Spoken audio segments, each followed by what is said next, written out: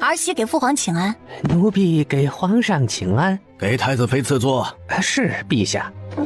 谢父皇。秦婉坐在椅子上，正巧对上淑妃的眼睛，她微微一笑。这个太子妃太嚣张了，皇上也是，不是来审问太子妃的吗？为什么要给她赐座？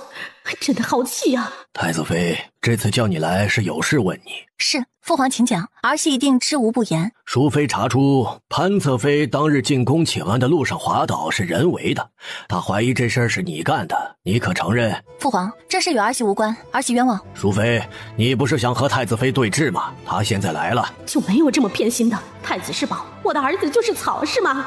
秦婉看着气鼓鼓的淑妃，心中也很疑惑，今天的皇上貌似比从前顺眼了些许。淑妃娘娘有何证据证明潘侧妃早产之事和本宫有关？太子妃，别说你对潘侧妃的肚子没有想法，你应该早就想除掉老二的孩子了吧？淑妃娘娘，今早是不是吃了太多的盐，还是食用了麻风散？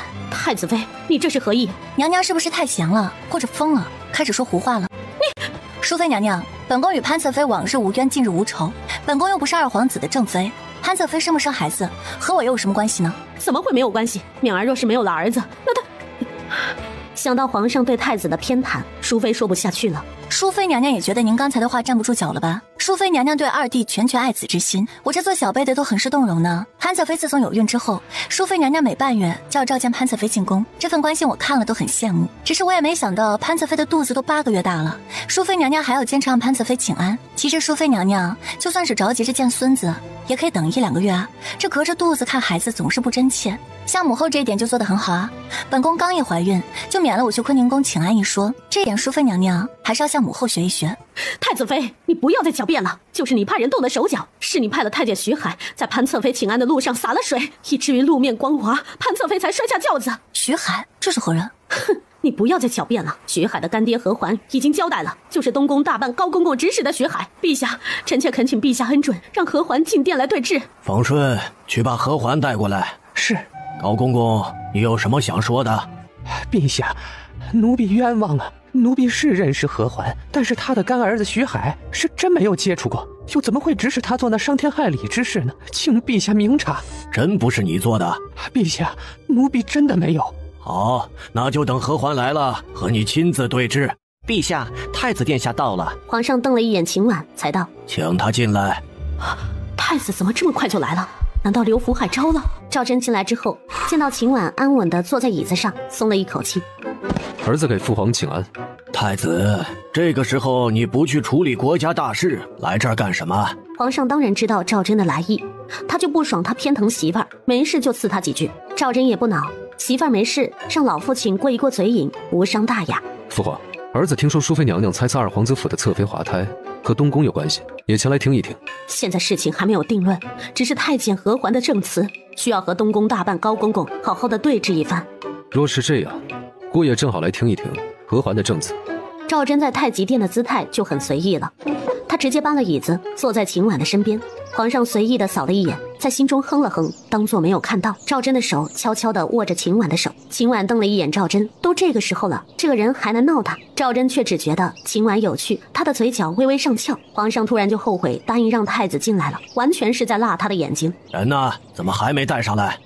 陛下，奴婢过去催一催。快去！这时候殿外传来了冯顺的禀报声：陛下，何环带来了。带进来。很快，一个浑身是伤的太监就被带了进来。淑妃，这就是你说的证人？父皇，这人怕不是屈打成招的吧？淑妃没有想到刘福海下手会这么狠，她心中暗自恼怒。陛下，臣妾也不知道何环伤得如此重。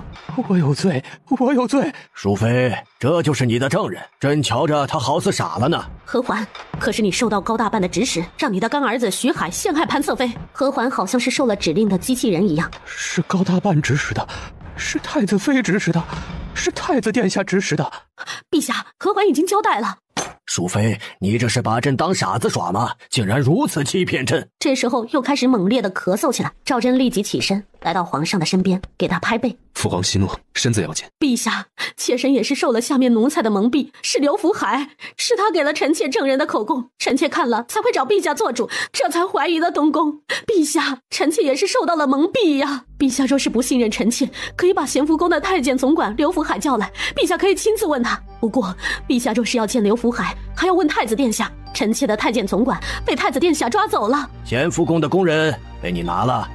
父皇，儿子也查到了些事，本来没想今天说的，毕竟也快过年了。快说。父皇，儿子查到当初德妃娘娘生的女孩，现在宫中的四皇子是广陵侯世子姚长风的孩子，而姚世子的孩子之所以能换进来，就是掌管后宫的淑妃娘娘帮的忙。淑妃的心一沉，她心里只有完了2个字。太子，你说的可是真的？父皇，这事儿子早有怀疑，一直在查。姚世子孩子出生时间太小了，德妃意外早产，姚世子妾室也才8个月就突然生产，本就不正常。最后儿子派人验了那妾室的尸体，发现孩子是被剖腹取出来的。皇上自从上次小狮子说不喜欢四皇子，又说他不像自己的时候，心中就有了芥蒂。他那时候也疑惑，他有过3个孩子，还有个大孙子，唯独见到四皇子这个小儿子不亲切呢。现在看来是血脉的天性使然。那换出去的孩子如何了？皇上1个女儿都没有，也是有点期待小公主的。父皇，那个孩子也死了。皇上眯了眯眼，早就该想到的。那个女人既然都敢换孩子，又怎么能让她活着？可是那孩子也算是她的外孙女，她竟然如此狠心。太子、太子妃，你们全都下去。是，父皇。赵祯离开之前，从怀中取出了一份口供，交给了皇上。皇上只是把东西放在一边，没有打开。等人都离开之后，他才将锐利的目光看向淑妃。淑妃啊，朕自认这么多年对你不薄，没想到到头来你竟然还是偏向他的。陛下，您知道臣妾是郡主派来的？是，从你出现在朕面前的第一眼，朕就知道了。为什么？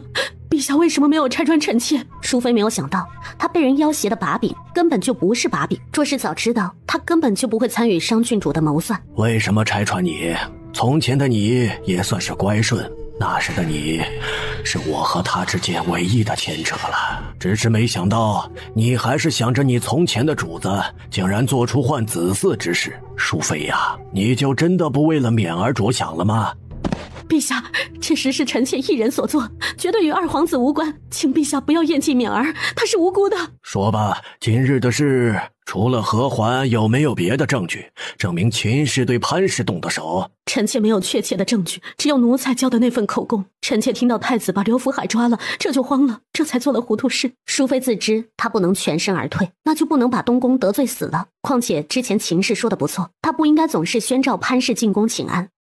陛下，臣妾有罪，请陛下责罚。淑妃，换子之事，德妃是否知道？淑妃摇了摇头。当晚德妃是难产，产后她人就昏迷了，就连孩子都没有看一眼。至于之后商郡主有没有告诉德妃，臣妾也不知道了。皇上，臣妾愿意把当晚参与人员的名单叫出来，请皇上宽恕臣妾。臣妾只是被郡主拿住了把柄，不得不做。淑妃，你要知道，祸乱子嗣可是大罪。况且他想谋的可是朕的江山，换了四皇子只是第一步。朕这么多年待你不薄，可你还是背叛了朕。淑妃最后给皇上磕了一个响头，是臣妾对不住皇上，臣妾自知死有余辜，请陛下照顾好冕儿，保他平安到老。平王也是朕的儿子，只要他安守本分，朕自然让太子保他周全。谢陛下隆恩。回咸福宫吧，等朕的旨意。是。很快后宫的人都知道了，淑妃被赐了白绫，德妃居住的永和宫也被围了，宫外的广陵侯府也被禁军围了，广陵侯府的主子都被抓到了天牢里。普通百姓都很好奇，老皇帝为什么发怒？朝中的大臣都懵了。还有5天就要过年了，皇上这是要干什么呀？也不知道是谁趁乱把皇上和广陵侯年轻时候争夺商郡主的消息散播了出去。另外再有心之人引导，立即就有了皇上心中狭窄、公报私仇、滥杀无辜等等罪名出来。皇上从前想要掩盖的黑历史又被翻了出来。皇上没有提前公布姚家的罪责，就是想看看暗中到底还有哪些人和姚家勾结在一起。过年那天，安国公和顺国公一家都来皇宫参加了家宴，只是这顿家宴也不是很愉快。家宴吃到了一半的时候，皇上和太子被宫外传来的800里加急叫走了。原来胡人真的在年前进攻了北地的城池，好在王将军早做了准备，如今两军已经交战。朝中的重臣因为这一场战，除夕那晚又被请进了皇宫。东宫，小狮子因为过年有了半个月的假期，他白天的时间就多了。娘亲，爹爹怎么会这么忙呢？小狮子，爹爹现在很忙，你要快点长大，以后就能帮爹爹忙啦。娘亲，我今年已经4岁了，我是大孩子了。乖。谢夫子留的作业你写了吗？没有。这么理直气壮，谁给你的勇气啊？小狮子，还有10天就要上学了，你是不是要写功课了？那好吧，我写先生安排的大字。叶良，去把皇孙的课本带过来。是娘娘。高伯，姚家的事，前朝有什么风声吗？太子妃，奴婢还真派人关注了。我听说商郡主不在刑部的监牢中。哦，他不在，那姚家其他人呢？姚侯爷、姚世子都在。难道是父皇他？怕是皇上有其他的安排。这都是什么时候，他还这么糊涂？皇城之内有多少家替广陵侯府求情？夏家是什么反应？娘娘，夏老大人下了命令，因此夏家的2位爷倒是没插手，也没上折子。倒是夏大公子可能因为和姚世子关系好，一直在打听姚家的事儿，在尽力奔走。哦，夏一之。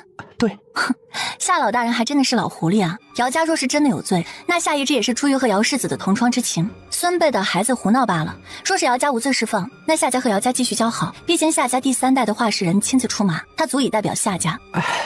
是，娘娘聪慧，一下就看出来。我都能看出来，这别人岂有看不出来的道理啊？这就是夏老大人的阳谋了。不管结果怎样，夏家既全了世家之间的情谊，又不得罪皇上。是啊，到最后夏一之重情重义的名声，那也有了。秦婉想到之前安排的事，又问：徐海和何环的事都处理妥当了吧？回娘娘，徐海的家人那边已经暗中送了银子。没想到他会自杀。娘娘，徐海已经得了绝症，他用自己一命换了家中父母和弟妹的富贵，已经是最大的福气。何环在皇庄还好吧？好，娘娘放心，皇庄那边已经安排了小太监照顾他，还给他请了大夫，身上的伤啊都好的差不多了。那就好，派人都盯紧着点，不能让给咱们办事的人寒心。是，娘娘说的是。对了，2审的铺子准备怎么样？娘娘，安国府派出来的大掌柜，我瞧着也是个厉害的。现在他那边已经按照娘娘画的图纸找匠人做了，并且铺子都已经选好了，距离西市那边不远。行，若是2审有需求递进来，也立刻禀报给我。是。高公公离开之后，秦婉又转悠的走了几圈。现在赵祯不让他为了外面的事情烦忧，就固执的不让他知道。秦婉对于如此大男子主义的赵祯也是很无奈。肃国公府，父亲，不好了，辽西那边的产业暴露了，咱们怎么办啊？肃国公写了一个大大的忍字。梁丽，你俩看看这个字。父亲，这是何意？难道咱们家只能忍？世子，从前是咱们急躁了。父亲，我现在才看出来，夏家才是最终的胜利者，咱们家和姚家都太急了。父亲，您打听出姚家到底犯什么事了？姚家犯的是死罪，诛9族的死罪，谁都救不了。爹，你快说说，到底是什么事啊？四皇子不是皇上的儿子，德妃之前生的是个女娃，四皇子是姚长风的孩子。现在替姚家求情的人家都不会有好结果，咱们家也不用参与了，明白吗？是。至于辽西的产业，既然被太子发现，那就全都放弃，断尾求生。父亲，那边可是还有近80万两银子呢，这笔钱……世子，是区80万银子重要，还是肃国公府重要？当然是国公府重要。世子啊，你要学会一点，钱是赚不完的，没有辽西，咱们还有南面，不要为了蝇头小利，把家族陷入万劫不复的境地。是，父亲教训的是。父亲，你说2皇子被蛇咬了，是不是太子动的手？咱们前脚才和2皇子提议让皇孙当质子，2皇子后脚就被咬了，大妹妹好好的男胎就这么没了，咱们家辽西的产业就被端了，还有咱们依靠的2皇子，现在人不人鬼不鬼，颓废的不成样子，淑妃娘娘也这么没了。父亲，这是不是太子的反击啊？太子这人太难对付，咱们从前认为2皇子能扶起来，现在看来2皇子完全不是太子的对手。父亲，太子手底下到底都是什么人？为什么消息这么灵通？到底是什么能人在帮衬他？潘世子从前还真没把武将出身的赵祯放在眼里。肃国公怀疑赵祯在暗中有一对密探。他是太子，手底的能人多了。总之你以后办事要格外小心，不该说的在外都不要说，明白吗？是，父亲。那4妹妹还要送到2皇子府吗？送什么送？2皇子他也配？肃国公觉得之前他就是押错宝了，不应该听大女儿蛊惑的。以后你好好的对元白，他既然和皇孙交好，将来或许也是个出路。父亲，元义可比元白优秀多了，那也要皇孙喜欢他呀。其实肃国公想得太美了，小狮子已经盯上他了，对于他讨厌的人，他将没有秘密，他们潘家的家底会一直缩水。太极殿，赵祯把调查姚家的卷宗呈现给皇上。父皇，这些都是和姚家有勾连的官员。皇上接过卷宗，仔细地翻了翻。不错，调查得很详细。父皇，这是刑部拟定的处决方案，您看看是否可行？你看过了吗？儿子觉得可以这么办。皇上看过之后，看赵祯的眼神带着欣喜。太子，这次你做得不错，没有赶尽杀绝。姚家的事不适合牵连太广，若是把官员都杀了，对咱们皇家也不好。是，父皇说的是。现在民间对姚家之事颇多猜测，对姚家的判决还是要早日定下。赵祯当然知道商郡主不在监牢中，不过不管怎么样，商郡主这人都不能活。就算父皇放过他，赵祯都不打算让他活着，偷偷动手即可。赵祯也在小世子那里学到了个思路，那就是啥也不说，干就完了。赵祯有的时候都觉得他被自家儿子上了一课。父皇，现在长安城内已经有人提起了父皇和姚侯之间的事，姚家拖得久了，对父皇的名声不好。这事儿朕知道了。翌日大朝会上，陛下，姚侯多年来兢兢业业，且自从陛下进京之后也卧病在床，陛下可否念起从前的功劳，饶过姚侯？陛下，德妃育有4皇子，对皇室有功，陛下可否看在德妃的面子，放下当年之事，放了姚家？从前亲近姚家的官员，依然有些人没有看清楚形势，给姚家求情，而一些听到风声的官员则是闭口不言。马爱卿，你来说一下姚家犯了何罪？是，陛下。于是马尚书直接站了出来，把姚家换孩子的事说了一遍。姚家欺君罔上，祸乱后宫，用姚长风之子换了德妃产的公主，企图用姚家血脉替换皇室骨血，如今证据确凿。皇上看着下面不说话的臣子，心中满意。姚氏夷3族，3族开外，抄家流放。另外与姚家勾连的穆文林、曹官、吕阳泽等人，全都抄家。男丁6岁往上斩立决，女眷冲入教坊司。陛下，陛下，臣冤枉了，臣和姚家毫无关系啊！拖下去。其他大臣大气都不敢喘了，他们倒是老实了一些，不敢挑衅皇上了。苏国公站在一旁，擦了一下脑门上的冷汗。他突然发现，从前他太轻视赵南萧了。皇上有军队有兵，就算没钱，但到了穷途末路的时候，他可以抄家，把你的钱光明正大的抢过去。他们前脚暗中和皇上对着干，后脚皇上就能抄家。苏国公也意识到了他们之前的行动有多冒险，好在他是找的2皇子出面，否则现在被抄家的就是他们潘家了。皇上退朝之后去了后宫，在一间僻静的宫殿内见到了一身素净的商郡主。你来了。你们都退下。冯顺不是很放心。陛下，退下。冯顺只能带人离开。你终于想见我了。为什么？赵南萧，你不觉得你问这话好笑吗？这天下本就是我们商家的，你们赵家不过是乱臣贼子，你们是小偷，偷了我商家的王朝。商梦溪，不要说的这么冠冕堂皇，你不也肖想着商家的王朝吗？只不过姚恒那人没那本事，帮不了你罢了。赵南萧，你果然知道我的心思，既然知道，你就能猜到我为什么那么做。若是当年你能说出……怎么？你是想说当年我告诉你实情，你就能替我打了这天下？赵南萧，别搞笑了，那时候你不过是个小小的侯府世子，还是个不被朝廷重视的侯府，你们侯府自己生存都困难，能够帮得了我什么呢？若不是秦氏拿出能爆炸的火药，你想打开长安城的大门，做梦去吧！好气呀！不管怎么说，这天下是我们赵家的了。哼，运气好罢了。那孩子是真的体弱不能活。赵南萧，你以为我能让那孽种活着吗？我告诉你啊，是我亲手捂死他的。皇上虽然猜到了，但亲耳听到的时候，心中还是很痛的。你真的太冷血了。冷血可真是好笑，恶心的事情都让你做了，现在你还有脸说我冷血？你明明知道湘俊是我的女儿，是给你儿子选的太子妃，你这丧心病狂的伪君子，竟然……剩下的话，商郡主说不下去了。当初明明是你亲口允诺我的，要让太子娶了湘俊，可是秦氏还是当了太子妃。朕是答应过，可是太子不喜欢湘俊，而且朕也没想到朝中会有那么多人支持秦氏。你不过是得到了我就不珍惜罢了。皇上看着眼前的女人，突然就释然了。他喜欢这个女人，或许是在怀念过去的青春吧。这么一个水性杨花的女人，有什么好怀念的？当初她能干脆利落的给广陵侯下药，说明这个女人就没有心。她和姚恒都是她手中的棋子罢了。朕再问你一句，德妃知不知道你换孩子的事？不，她不知道，那是我和淑妃一起做的。湘君那个时候还昏迷着呢。好，那朕就饶他一命。姚家的后果是什么？姚家夷3族家产全部充公。赵南萧，你就是个伪君子，你恐怕早就等着这一天了吧？等着我们犯错，好接收姚家的财产。你当初那么容易答应我，亏我还觉得你对我余情未了，原来这不过是你的计划罢了。商梦溪，朕没有你想的那么龌龊。你们姚家要是安分守己，朕根本就不会对姚家出手。是你自己太贪心了，淑妃一直都是你的好奴婢，既然你们主仆一场，你也该下去陪她了。你赵南萧，你真的要杀我？黄泉路上，你陪着淑妃最好不过。商郡主好似是被人抽走了力气，一下子瘫软在地上。赵南萧，我想要回到天牢中去，我要见我的丈夫和孩子。不必了，姚家做主的一直都是这个女人，她不想出现别的差错。皇上出了宫殿，冯顺，准备一杯毒酒过来。是，陛下。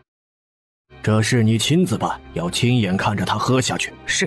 1刻钟之后，冯顺带着几个小太监走进来。商郡主，请吧。商梦溪先是看了一眼冯顺，又瞧了一眼端着酒杯托盘的小太监，他的眼中划过惊喜。端过来。商郡主接过毒酒，一饮而尽。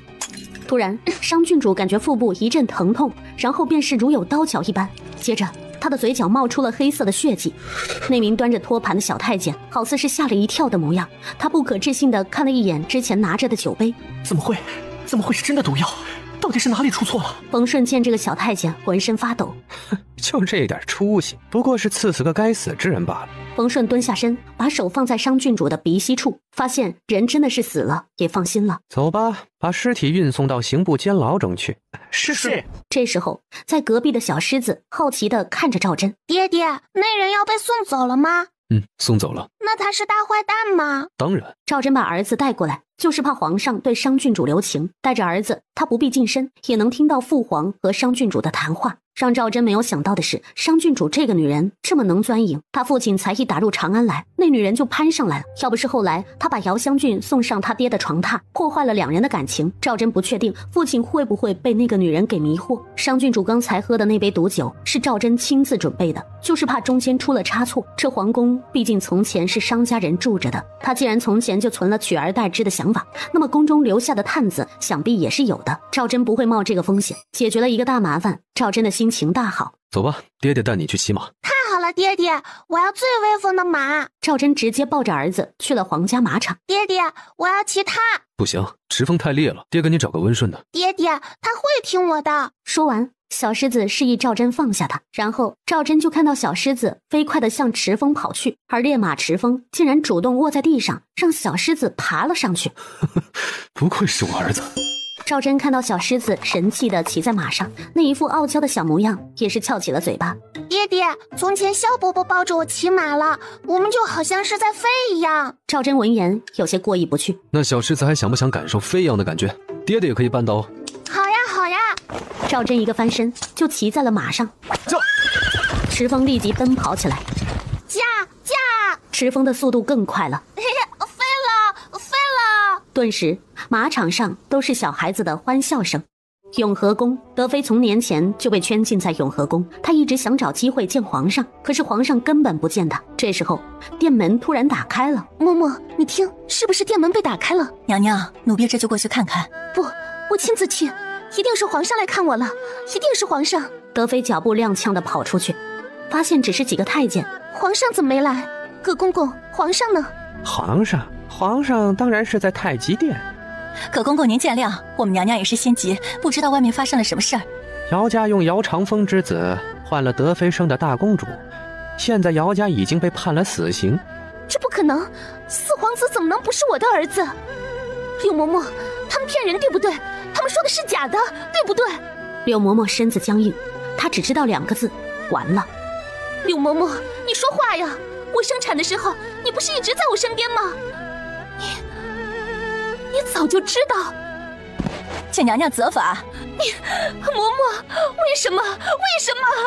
葛公公，那我生的公主呢？我的公主呢？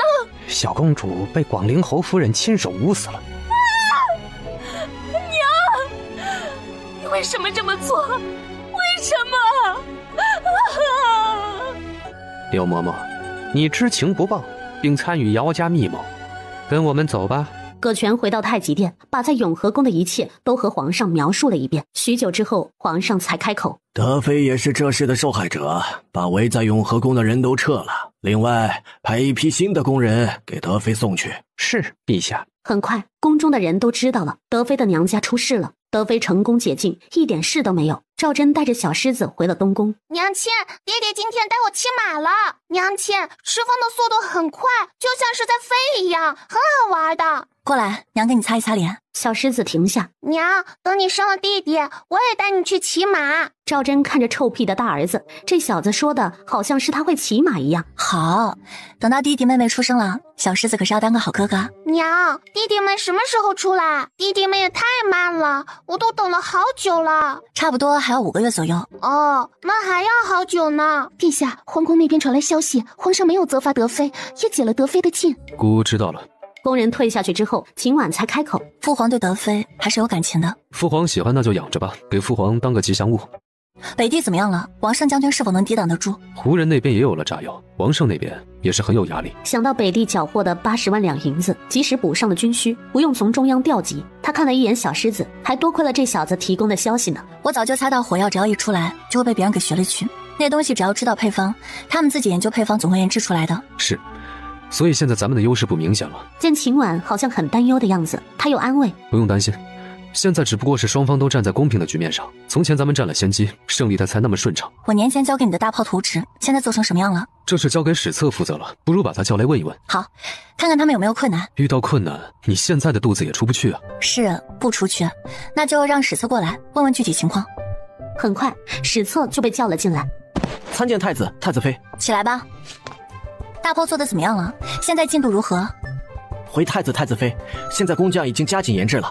大炮的弹药有些困难，现在炮弹是从前手榴弹的几倍大，研究的时候都要小心，防止炸开。还有大炮的机身需要工匠的手艺要好，所以现在还在研发阶段。那就好，一切小心行事，注意不要有人员伤亡。是太子妃，属下会派人好好叮嘱的。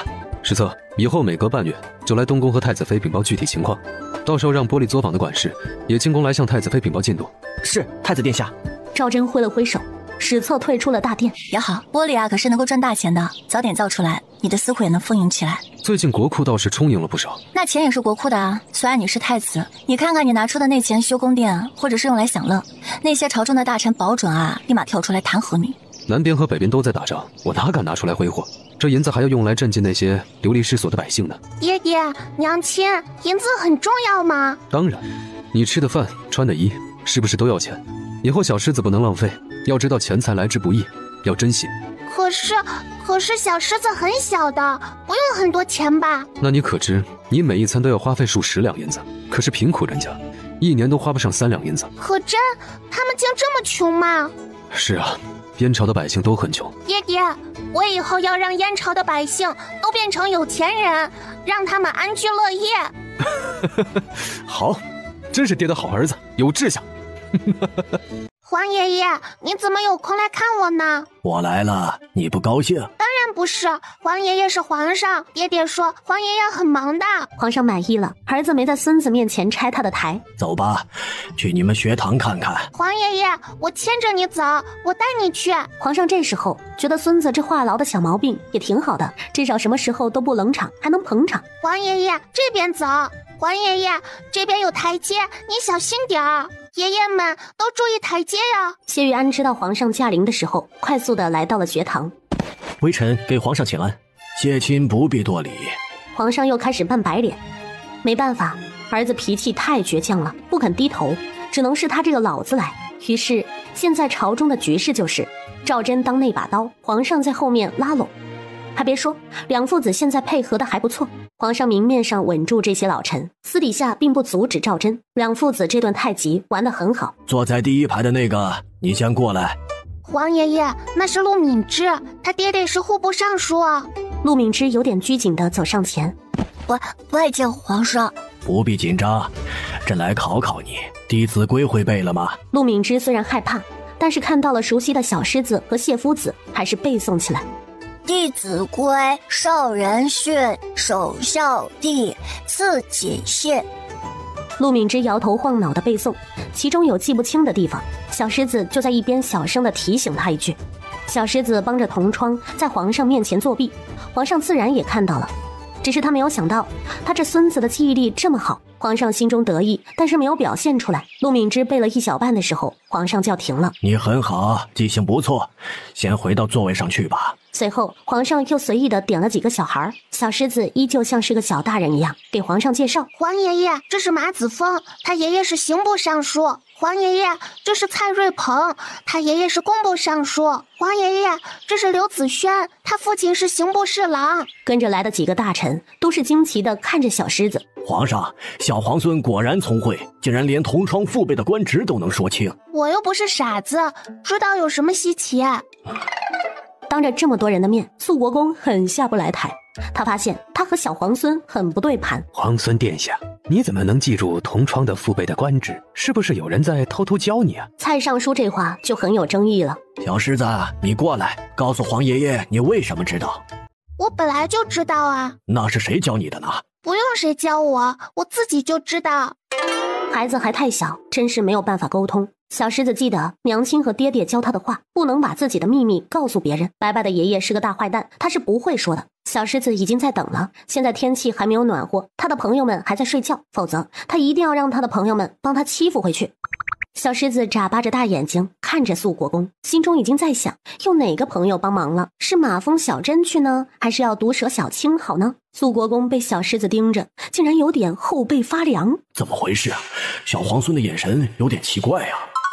皇上今天来也只是想让袁太师重点看一下小皇孙的资质，没想到大孙子还挺长脸的。他一点也不介意小狮子知道的这么明白，他这么小就知道同窗和他背后的家族，对于他长大之后当太子都有好处。皇上和赵祯一样，都在心中默认了小狮子就是赵家第3代的帝王。袁太师早就在暗中观察小狮子了，然后发现这小家伙的记忆力非常好。他后来又主动的考教了小狮子功课，小狮子是学过的都记得。若是袁太师问到没有学过的，他就干脆说不会，很是理直气壮。袁太师最后也答应了皇上的请求，每旬来上2天课，教导弘文馆的孩子们。那些跟着来的大臣都是很高兴，他们家的孩子也是借着小皇孙的光了，能让袁太师授课也是十分荣幸。小狮子下学之后回到了东宫，和秦婉分享在弘文馆的趣事。娘亲，我今天很厉害哦。哦，你今天做了什么？今天皇爷爷带了好些大臣来弘文馆了，还考教了我们功课呢。那小狮子表现怎么样？我是皇孙，自然是最好的。不能撒谎哦，真是最好的。也不是，李弘毅也很厉害，他就比我厉害一点点。李弘毅的爷爷是中书令，他回家之后还会被他爷爷教导功课。我下午回来都是和虎头玩，所以他比我厉害。秦婉一愣，好家伙，这小子就连中书令家里的情况都知道。娘亲，皇爷爷给我们又请了一个夫子，是个白胡子的老爷爷，比皇爷爷还要老。那你可还记得他的职务？皇爷爷叫他袁太师，他好像很厉害的样子。他既然厉害，以后你可要好好和那人读书，明白吗？娘亲，我会努力的。现在学堂里的同窗以后都是我的臣子，我要比他们厉害，我才能管住他们，让他们给我做事。小狮子，这是谁教你的？是你爹爹吗？还是皇爷爷？不是。那你是怎么知道的？李弘毅的爷爷教育他，让他刻苦学习，长大后有本事了就能周旋在皇上和其他大臣之间，来保证他们李家的权力不被吞噬。我觉得这话不是好话，对李弘毅好，对我不好。我长大了是要当皇帝的，我不能让李弘毅糊弄我，所以我以后也要好好学习功课，我至少不能比李弘毅差。娘的好大儿，还真是聪明。娘亲，你也就能再亲我3年了，以后就不行了。哦，为什么？哪里来的歪理啊？今晚没有忍住，又在小狮子的左右脸颊上亲了一口。小狮子嘴上拒绝，心里可是很欢喜的。夫子说的，男女7岁不同席，我现在4岁了，就剩下3年了。这个小机灵鬼。秦婉的心情起伏大，肚子里的小家伙也动了起来。娘亲，你的肚子在动。是啊，他们正在和小狮子打招呼呢。娘亲，我能摸摸弟弟吗？可以啊，小狮子小心地伸出小手，轻轻地放在秦婉的肚子上，然后就感觉小手下被碰触了。娘亲，弟弟在和我打招呼。不等秦婉的反应，他把大脑袋凑近秦婉的肚子。弟弟，是我，是哥哥。秦婉看着这么温馨的画面，这一刻他切身体会到了他是真正的存在在这个朝代。秦婉有了归属感。娘亲，弟弟能听到我说话，我以后要给弟弟念千字文，你说好不好？当然好啦，弟弟喜欢你呢。初春时节，万物复苏，小雨淅沥沥的下。皇宫内，因为这一场春雨，院中的草木也冒出了点点绿意。承香殿内，还乡，你去坤宁宫一趟，替我送个消息，我要见姑母。居士放心，我一定会把消息送出去。皇后冒着雨去了承香殿的消息，很快就传到了东宫。太子妃，宋居士怕是不行了。宋芷柔的生命力很顽强吗？我都没想到她会坚持这么久。娘娘，皇后娘娘已经去了承香殿，咱们要不要派人听一听，他们都谈了什么？不必了，有皇后在，人一定不少。咱们的人不适合暴露，否则可能会引起其他麻烦。是，娘娘。以后承香殿的探子都不要动，也不要再派其他任务给那些人，就把他们当做普通工人对待，明白吗？是。姑母，你终于肯来见我了。你怎会如此消瘦？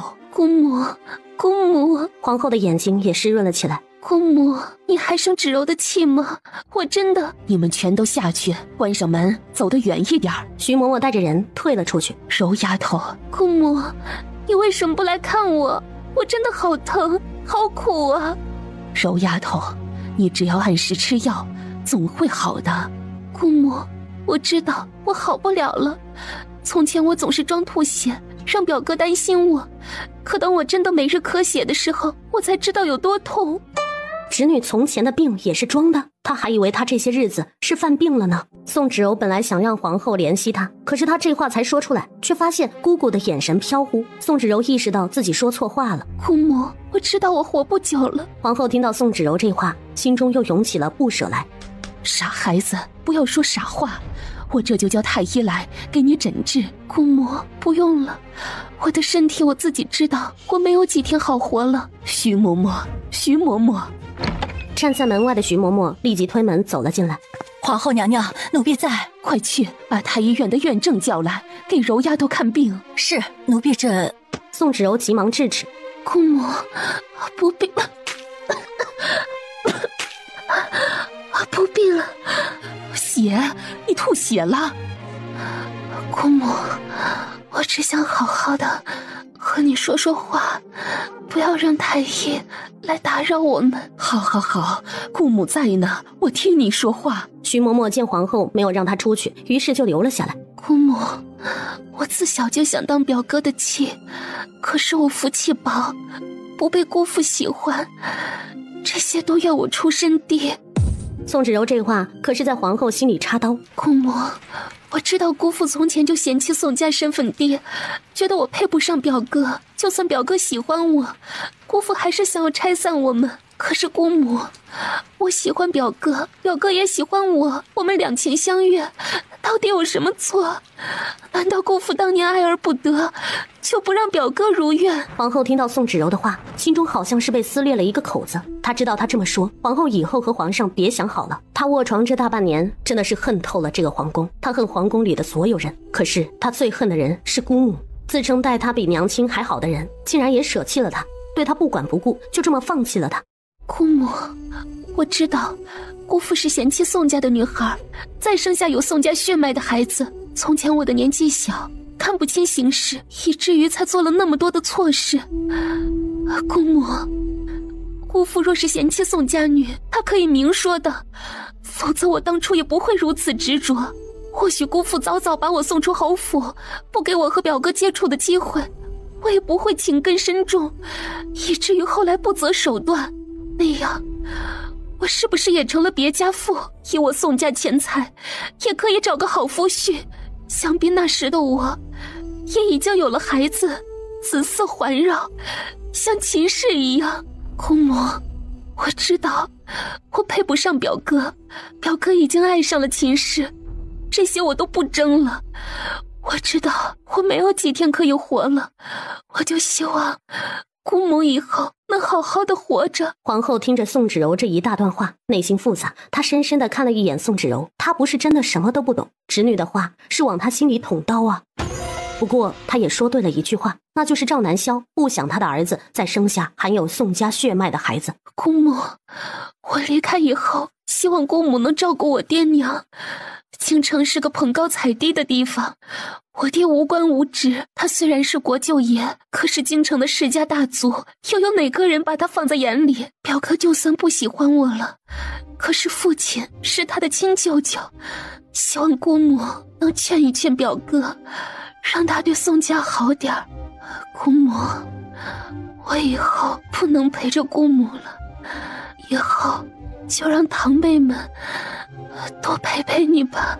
宋芷柔说了这么久的话，也是劳累得很。好在她想说的话都说完了，她虚弱地躺在床上，眼睛已经不看皇后，而是看着灰秃秃的房顶。柔丫头，可是宋芷柔好像是没听到一样，她轻轻地哼唱了一个小调，那是她从前常给表哥唱的歌。皇后这时候又心酸了起来，她对侄女的感情非常复杂，有怜惜，有痛恨，两种情绪交织在一起，让她的内心急剧拉扯。柔丫头，我叫大郎来看你。不必了，我不想表哥见到我如此丑陋的模样。宋芷柔还是死在了那个雨夜，临死前做了她想做的，也就没了执念。秦婉知道宋芷柔死了，还特意观察了赵真好几天，然后发现赵真并没有什么异样。这日用晚膳的时候，秦婉又盯着赵真看。怎么了？为什么这么看着我？没什么。那你这些天是怎么回事？一副欲言又止的样子。我哪有啊？说吧，或者想问什么？你继续这样，我都怕你憋出病来。娘亲，你看了爹爹好几次，我都发现了。秦婉白了一眼小狮子，忘了还有这个小奸细在呢。娘亲，有话就说说呗，咱们是一家人，你有难处，我们都会帮你的。是啊，小狮子说的对，婉婉有什么请求，我都答应你。秦婉看了小狮子一眼，有孩子在，很不好开口。赵真顺着秦婉的视线，也看了一眼小狮子，知道他说的话不适合小孩子知道。你们两个是不是在想，等我离开之后，你们再偷偷说？哼，你们就算不当着我面说，我也能知道，我能知道很多人的秘密啊。小狮子，你还小，真的不适合什么都知道。那我也想知道爹娘的秘密啊！你们要是不想让我偷听，那就当着我面说呗。你太小了又不懂，我是大孩子了，啥都懂。秦婉很无奈，她觉得小孩子什么的有时候真的不好带。他愿意听，你就当着他的面说吧。赵真给秦婉使了一下眼色，想让他找个借口把小狮子骗了。只是秦婉没有懂赵真的意思，俩人联合骗儿子还没有默契。我就是想要问问，宋芷柔去世了，你的心情怎么样？表妹去世，说她没有一点影响，那是假的。不是对她余情未了，而是觉得她去世之后还是给宫里留下了后遗症。不知道她临死前和母后说了什么。总之赵真觉得父亲和母亲两人的关系更僵了，而且赵真也接到了消息，宋家现在的3个女孩都要进宫陪母后。赵真非常头疼，宋家的目的很明显，而母后答应了，那就是心里也有了打算。赵真忙着前朝的事就够头疼的了，她就想后宅能安静一些。可是现在呢，不仅帝后不和，两人还反而有了想打擂台的趋势。秦婉见赵真不说话，还以为她是伤心宋芷柔去世了。我也没有别的意思啊，我这不是想着你俩从前。见到赵真锐利的眼神，秦婉的话说不下去了。我也不想知道了，我不问了啊。难道真的是因为怀孕了，激素紊乱才导致脑袋都出了问题？我竟然想问问赵真的真心，想要知道赵真对宋芷柔的感情，我在做什么呀？我难道在验证宋芷柔在赵真心中的地位，来反推自己在赵真心中的排行吗？我竟然在求赵真对我的真心。秦婉觉得最近安逸的生活让她逐渐失去了本心，她对她的好让她动心了，她好像是爱上了赵真。秦婉想到这里，慌乱地摇晃了一下脑袋。我不行了，我不能。秦婉慌乱地起身，我吃饱了。说完不看父子俩，直接向内室那边走去。爹爹，娘亲怎么了？她好像在害怕。赵真眯起双眼，见秦婉慌乱，她竟然有些开心。来人，把皇孙抱走。门外的小太监立即走进来。小狮子现在一脸的懵，他发现他还是不够聪明，他不知道大人的脑子中都在想什么。奇奇怪怪的，我还是要快点长大才好。抱我去宜春宫，我要和虎头玩一会儿。是，皇孙殿下。此时，赵真有些激动地追进内室，她发现婉婉有向她敞开内心的迹象，她不能失去这个好机会。秦婉见赵真进来，没有开口，而是转头不看她。怎么了？没什么。婉婉。赵真伸手把秦婉的脸摆正，让她看着自己。秦婉看看赵真，发现他真的好帅，很有男子气概。这样的他，要比他在学校中遇到的任何男生都帅气。赵真被秦婉盯着，看着他满眼都是自己，他微微翘起嘴角，然后一歪头擒住了秦婉的嘴角，麻酥感占据身体。意识到她还怀着身孕，他推开了她。孩子，婉婉，我心悦你。你不是？嘘，听我说。赵真调整了一个姿势，她也顺势躺在了床上，又帮着秦婉换了一个不累的姿势，让她半靠在他的胸膛上。你愿意听我讲我的故事吗？好。我知道你心里一直想问表妹在我心中的地位。曾经我以为我心悦她，可是我发现咱们成亲之后，我在打仗那2年，我想起最多的女人是你。秦婉的身子一僵，但内心却是雀跃起来。你没骗我？我没骗你，不知道是因为你是我的第一个女人，还是其他。我承认，我想起来的人都是你。表妹和我们从小一起长大，从小她喜欢缠着我，大房没有女孩子。我和三弟从小就习惯照顾表妹，有时候也会觉得表妹缠人，有些烦。每到这个时候，我就跑去军营，离她远远的。但是慢慢长大，表妹说喜欢我，我也不讨厌她。我以为这就是喜欢。那个时候我不懂得喜欢和爱的区别，我也不明白我自己的内心。我以为我爱她，当初被父亲强迫娶亲，我心中不满，又违抗不了父亲的命令，所以才把气撒到你身上，才对你那么坏。赵真想到那时候对秦婉那么坏，就很自责，恨不得捶爆自己的脑壳。正因为那时候做错了，他愿意等秦婉慢慢对他敞开真心，等他慢慢的接受他。可是后来我发现喜欢和爱是不同的，我不会想起他，不担心他，不牵挂他。我那个时候才发现，我对表妹的喜欢是习惯，是宠爱，是兄妹之情，可却不是爱。表妹去世，要说我一点触动都没有，是假的。我们一起长大，是有情分的。感受到秦婉听到他这段话，身子是僵硬的。他安抚地拍了一下秦婉的后背。其实我很后悔当初纳了表妹，当时要是把表妹嫁出去，也许她有不一样的人生。不会，她不会嫁给别人。是，表妹这人对认准之事不会轻易放弃，而且她不是她表现出来的那么纯良。至于她对我也没半点真心，不过是利用罢了。那韩千代呢？她和宋芷柔是一个类型，你不是也很喜欢她吗？没错，两人还是很像的，都是那么轻浮，为了目的不择手段。好家伙，韩千代到底做了什么事情，让赵真对她的印象和宋芷柔一样了？宋芷柔是出轨了，难道韩千代也是如此？韩清代那个孩子不是我的。秦婉满脑子的问号，赵真又被人戴了绿帽子。婉婉，自始至终我只有你一个女人，我也只碰过你一个女人。秦婉的脑袋都宕机了。赵真说的是什么傻话？赵真没有碰过其他女人。你说的是真的吗？婉婉，你要不要奖励我？赵真的气息扑在秦婉的脸边，就想再次吻上去，谁料被秦婉的一只手给推开了。他正好奇呢，那韩千代的孩子是谁的？谁都别想阻挡他知道八卦的心。那孩子是我的替身莫弈的。替身？他好奇地看着赵真，好像是想要分辨眼前人的真假一样。秦婉这么想着，也就这么上手了，在赵真的脸上摸索起来。想什么呢？是真的我。你怎么会有替身呢？我从来都没有听你说过，你的替身和你长得一模一样吗？怎么会？替身不过是身形和个子和我有些像罢了，脸是不像的。墨轩和莫弈两人从小和我一起长大，只是墨轩的个子矮了一些，因此替身只留了莫弈一人。是之前总是跟在你身边那个吗？皮肤有些黑的。是的。为什么那么对韩清代？在他的认知里，赵真不是那么卑鄙的人。当初父皇给我赐了4个侍妾到府中，我本来也没有在意，可是韩家的野心太大了，韩清代并不安分，他为了获宠竟然下药。既然韩清代那么迫不及待，我不过是让莫弈完成他的心愿罢了。秦婉还是有些好奇，这里面一定有别的原因。就只是因为这个？赵真赞赏地看了一眼秦婉。不全是，也是因为那个时候父皇很看重子嗣，总是催促我。还有那个时候我怀疑前朝国库库银失踪与韩侍郎有关，为了避免韩侍郎察觉，韩清代那个时候也必须受宠。至于他的孩子，也是他自作聪明，没和小安子送去的药，否则他也不会怀孕。赵真并不想对一个女人做得那么狠，只想让她安稳地在后院待着。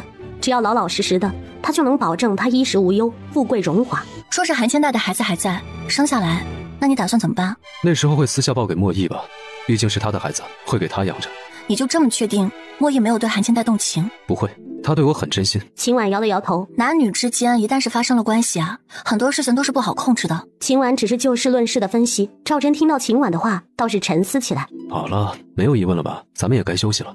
两人就这么躺着，一时间都没有说话。秦婉向赵真身边靠了靠。赵真，我一心愿你。赵真听到秦婉的回应，眼中星光闪烁，她等到了他的回应，真好。赵真伸出大手搂紧了怀中的女人，他的妻他的子都在他的身边，更好。几日后，终于到了宋家女入宫的日子。大嫂，我来看你了。臣女参见太子妃。都是自家人，不必客气，快坐。三弟今天进宫，可是要给母后请安了。去了，不过没坐多久就出来了。还不是宋家的姑娘进宫了，叽叽喳喳的，闹人的很，我们就先离开了。哦，今天是宋家姑娘进宫的日子啊。大嫂，你不要担心，大哥的心里现在只有你，那几人过2天就要灰溜溜的滚回去了。你呀你，瞎说什么呢？母后啊，不过是叫一些娘家人陪着，不是大事啊，你就不用替我和你大哥担心了。对，没必要担心，要是那几个人不长眼来骚扰大嫂，大嫂就用锤子给他们锤出去。好啊，你还跟我评上了你。秦婉扔花生，那可是一扔一个准。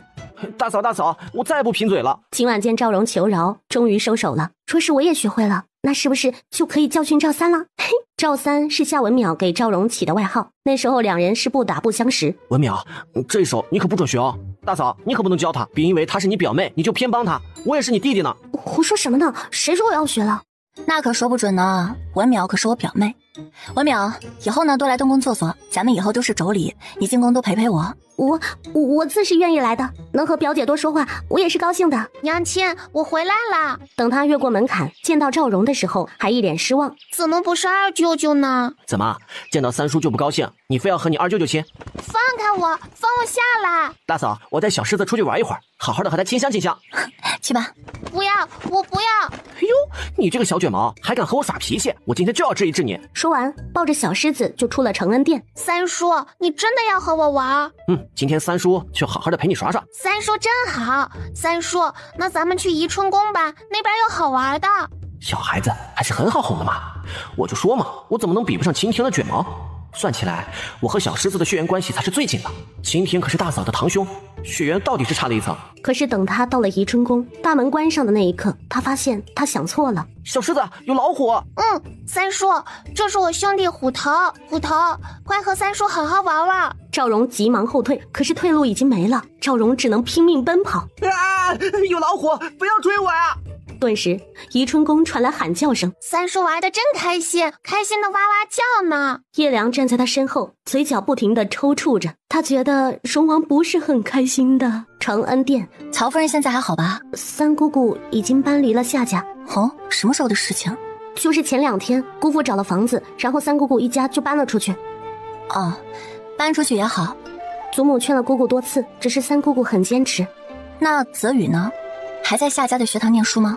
表弟还在夏家的学堂。表姐放心，夏家的学堂都是夏氏宗族的孩子，不会欺负泽宇的。他呀，自己就是个皮猴子，不欺负别人就不错了。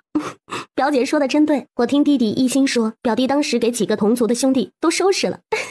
夏家这表妹还怪有意思的。文淼，咱们快走，以后我都不要来东宫了。三弟，这是怎么了？小狮子跟在身后，没敢进来。大嫂，你儿子真是好样的。三弟，这是怎么了？哪里不舒服吗？夏文淼也担心了，来到赵荣身边，用帕子给他擦脸。没事，就是跑得太久，腿软了。跑得太久？你不是抱着小狮子出去了吗？难道是抱着他抱累了？大嫂，你为什么不告诉我，小狮子养了只老虎？我以为你知道了呢，整个皇宫都知道这个消息吧？赵荣坐在椅子上，捶着自己的双腿。大嫂，我是知道，但谁也没告诉我，那老虎你们没有拴起来啊？大嫂，小狮子绝对是故意的，你得帮着我，他让老虎吓我。秦婉见赵荣告状，也是哭笑不得。最后，赵荣是被扶着走出东宫的。事后，秦婉用手点了一下小狮子的脑袋。你呀你，怎能如此做呢？娘亲，我也没想到三叔胆子那么小。况且，我不想和三叔玩，他一定要黏着我，要陪我玩。我都说了，我喜欢和二舅舅一起玩，不喜欢他。总之啊，你以后不能拿虎头吓人，明白吗？小狮子就是无辜的看着秦婉，不点头也不摇头。秦婉见他这样，就知道他这是有自己的小想法。小狮子，虎头对你来说是兄弟，你们感情好，这娘都知道。可是对于没见过他的人，他就是猛兽，会伤人的。不会，虎头很乖的，不会伤人。小狮子，我们听不懂虎头的话，其他人也不能，只有你。秦婉正教育的时候，赵真回来了。这是怎么了？赵真也听到了消息，说是荣王来东宫请安，但回去的时候却是被太监扶着出宫的。小狮子，你说说是怎么回事？小狮子觉得他无辜极了。我陪三叔玩了一会儿，他身体太弱了，跑几步就腿软了。赵真想起弟弟从小就逃避习武，不能吃苦。赵真想到此，立即就教育起儿子来。小狮子，你以后可不能学你三叔，要好好锻炼身体，学好武艺，明白吗？爹爹，我明白的。这小子呀，是个会避重就轻的。赵真的教育方针和秦婉完全不一样，他就觉得儿子哪里都好。小狮子有了赵真的支持，很是开心。他也觉得自己做的没错。他虽然有些小胡闹，但是知道深浅的。赵真在东宫用了5扇之后，就又回了太极殿。北帝王胜将军和胡人交战，已经打了将近2个月。最近传回来的消息都不太好，最近的2场战役，王胜都输了。朝中正在商量选谁去北地支援。萧景睿在南面，一时半会儿还回不来。赵真才坐下来，打算继续看奏折，就听到苏公公过来禀报：殿下，皇后那边传来消息，让你晚上去坤宁宫用膳。母后说没说什么由头？赵真现在又成了皇后和皇上的夹心饼干，他除了忙于国事，真的还要两边哄着。你去回忆上，过晚膳的时候会过去。是，殿下，坤宁宫的人已经在殿外等候多时了。派石袭给东宫传消息，让太子妃不必等顾，过晚膳去母后那里。是。到了坤宁宫之后，赵真听到里面女子的说话声，就是眉头一皱。回太子殿下，今天宋家的3位小姐入宫了。赵真的眉头皱得更紧了，又是宋家。他不是不知道宋家的3个舅舅的所作所为，不过是看在母后的面子上没有深究，但这不代表他会这么一直包容下去。皇后见到赵真来了，笑道：太子到了，快来见见你3个表妹。母后，既然你这边有客在，儿子就不打扰了。站住！赵真的脚步顿住，转过身。母后，3位宋家小姐在，我这个外男留在这里，像什么话？什么宋小姐？这是你的亲表妹，是你舅舅的孩子，哪里是外人？母后，舅舅家的妹妹们也老大不小了，到了相看人家的时候，母后今日见见就好了，不要总留在宫中，这样对他们的名声也不好。赵真说完这话，就走了出去。赵真，你给我站住！站住！赵真的脚步不停，几步就走出了坤宁宫。皇后气得胸口起伏，她没想到她儿子会这么给她没脸。宋芷欣这时候来到皇后的身边。姑母，你不要生气，太子表哥也是替我们着想，我们年纪大了，和表哥确实是要保持距离。行了，既然太子不在这边吃，咱们就自己来吃。莹丫头、蕊丫头，你们都过来吧。姑母，我们明天还是先回去吧，太子表哥都生气了。想必你们都知道我接你们来的用意，以后就看你们的本事了，谁有能力进东宫，就是谁的造化。因为宋家女孩来了坤宁宫，宫里倒是热闹了许多。至于东宫，他们倒是想来，可是秦婉也没有想见3人的意思。宋芷莹前些日子倒是来过，但是被平婆婆给挡了回去。娘娘，坤宁宫那边又传来了消息。哦，什么事啊？那3个宋家小姐又有什么行动了？娘娘，宜秋宫那边有人和宋芷莹搭上了关系。宜秋宫？难道是苏清言？是，娘娘料事如神。不是我料事如神，而是苏清言这个人呢，一直是不太安分。从前有苏御史在，他都是暗中搞小动作，现在苏御史退下去了，他不着急才怪呢。娘娘，苏良缘邀请宋家姑娘去宜秋宫坐坐，东宫这边的口子算是开了。东宫虽然是我在当家，可是皇后娘娘的面子也是要给的啊。苏良缘请人来了，那本宫也不能把人撵走啊，让下面的人啊多盯着点就是了。还有啊，防止他们亲近小狮子。是，娘娘，奴婢明白。桂喜，给庄子那边送个消息，让二爷明天入宫一趟。是，娘娘。宜秋宫，苏清言把宋芷莹送了出去。宋妹妹慢走。宋芷莹微微点头，就跟着宫女离开了宜秋宫。宋芷莹路过承恩殿的时候，想到前些日子她来给太子妃请安，就连大门都没有进去，这让她心中愤恨。秦氏她太嚣张，等有一天这宫门她进了就没有想要出去。苏清言住的院子对面是韩清代的。宫女欢儿看了一眼自家主子，娘娘，你也要振作起来。韩清代站在院子中，感受到了外面的春意，可是她的心好似还在冬季。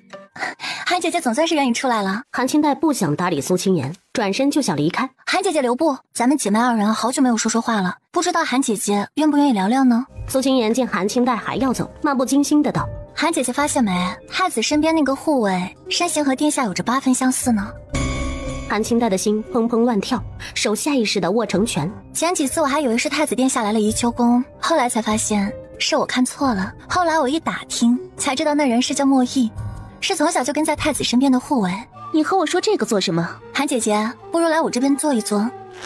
韩清代想要抽出手，但是苏清言死死地握住。好啊，两人一起去了苏清言的院子。苏妹妹想要和我说什么？韩清代率先问出口，苏清言不会无缘无故的说起莫弈的事。韩清代自己早就察觉了，太子身边的那个护卫给他一种熟悉感。从前他不敢想，也不想去想，那太匪夷所思了，他也接受不了事情的真相。韩姐姐不觉得太子和太子妃都太过分了吗？我不明白你说的是什么。如今我只有独身一人，不像你有苏家做靠山。韩姐姐啊，现在太子妃可是有6个月的身孕，听说太子妃可是怀的双胎。你到底想说什么？韩姐姐，你就不想要做点什么吗？当初你会滑胎，未必没有太子妃的手笔啊。宋芷蓉也许只是个幌子，毕竟你的孩子可是能威胁到皇孙的地位。从前咱们都觉得太子喜欢的人是宋芷柔，可是太子最重视的女人只有太子妃啊。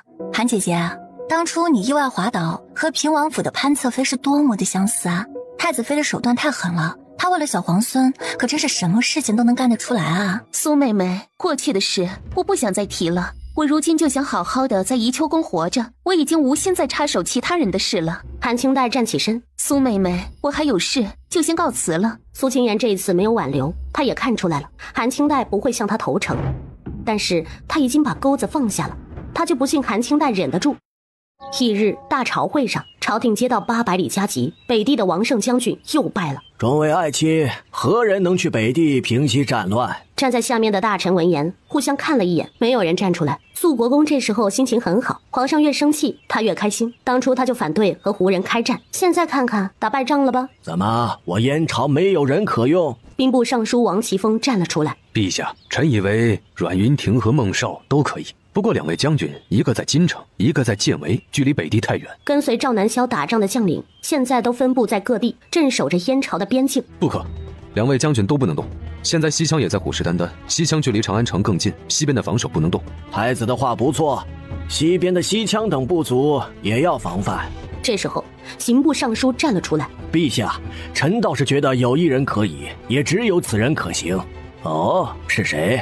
陛下，臣以为太子殿下是最合适的人选。太子殿下文治武功不输于陛下，若是由殿下率兵亲征，小小鲜卑人必定不是太子的对手。陛下，臣也认为太子殿下是最合适的人选。殿下骁勇善战，对北地地形十分熟悉。臣曾听说，殿下曾率领800骑兵夜袭鲜卑王庭，捉拿了慕容都正，杀了鲜卑大王子慕容卓。陛下，我军现在士气低下，需要太子殿下亲临，鼓舞我军士气，守住北地边陲。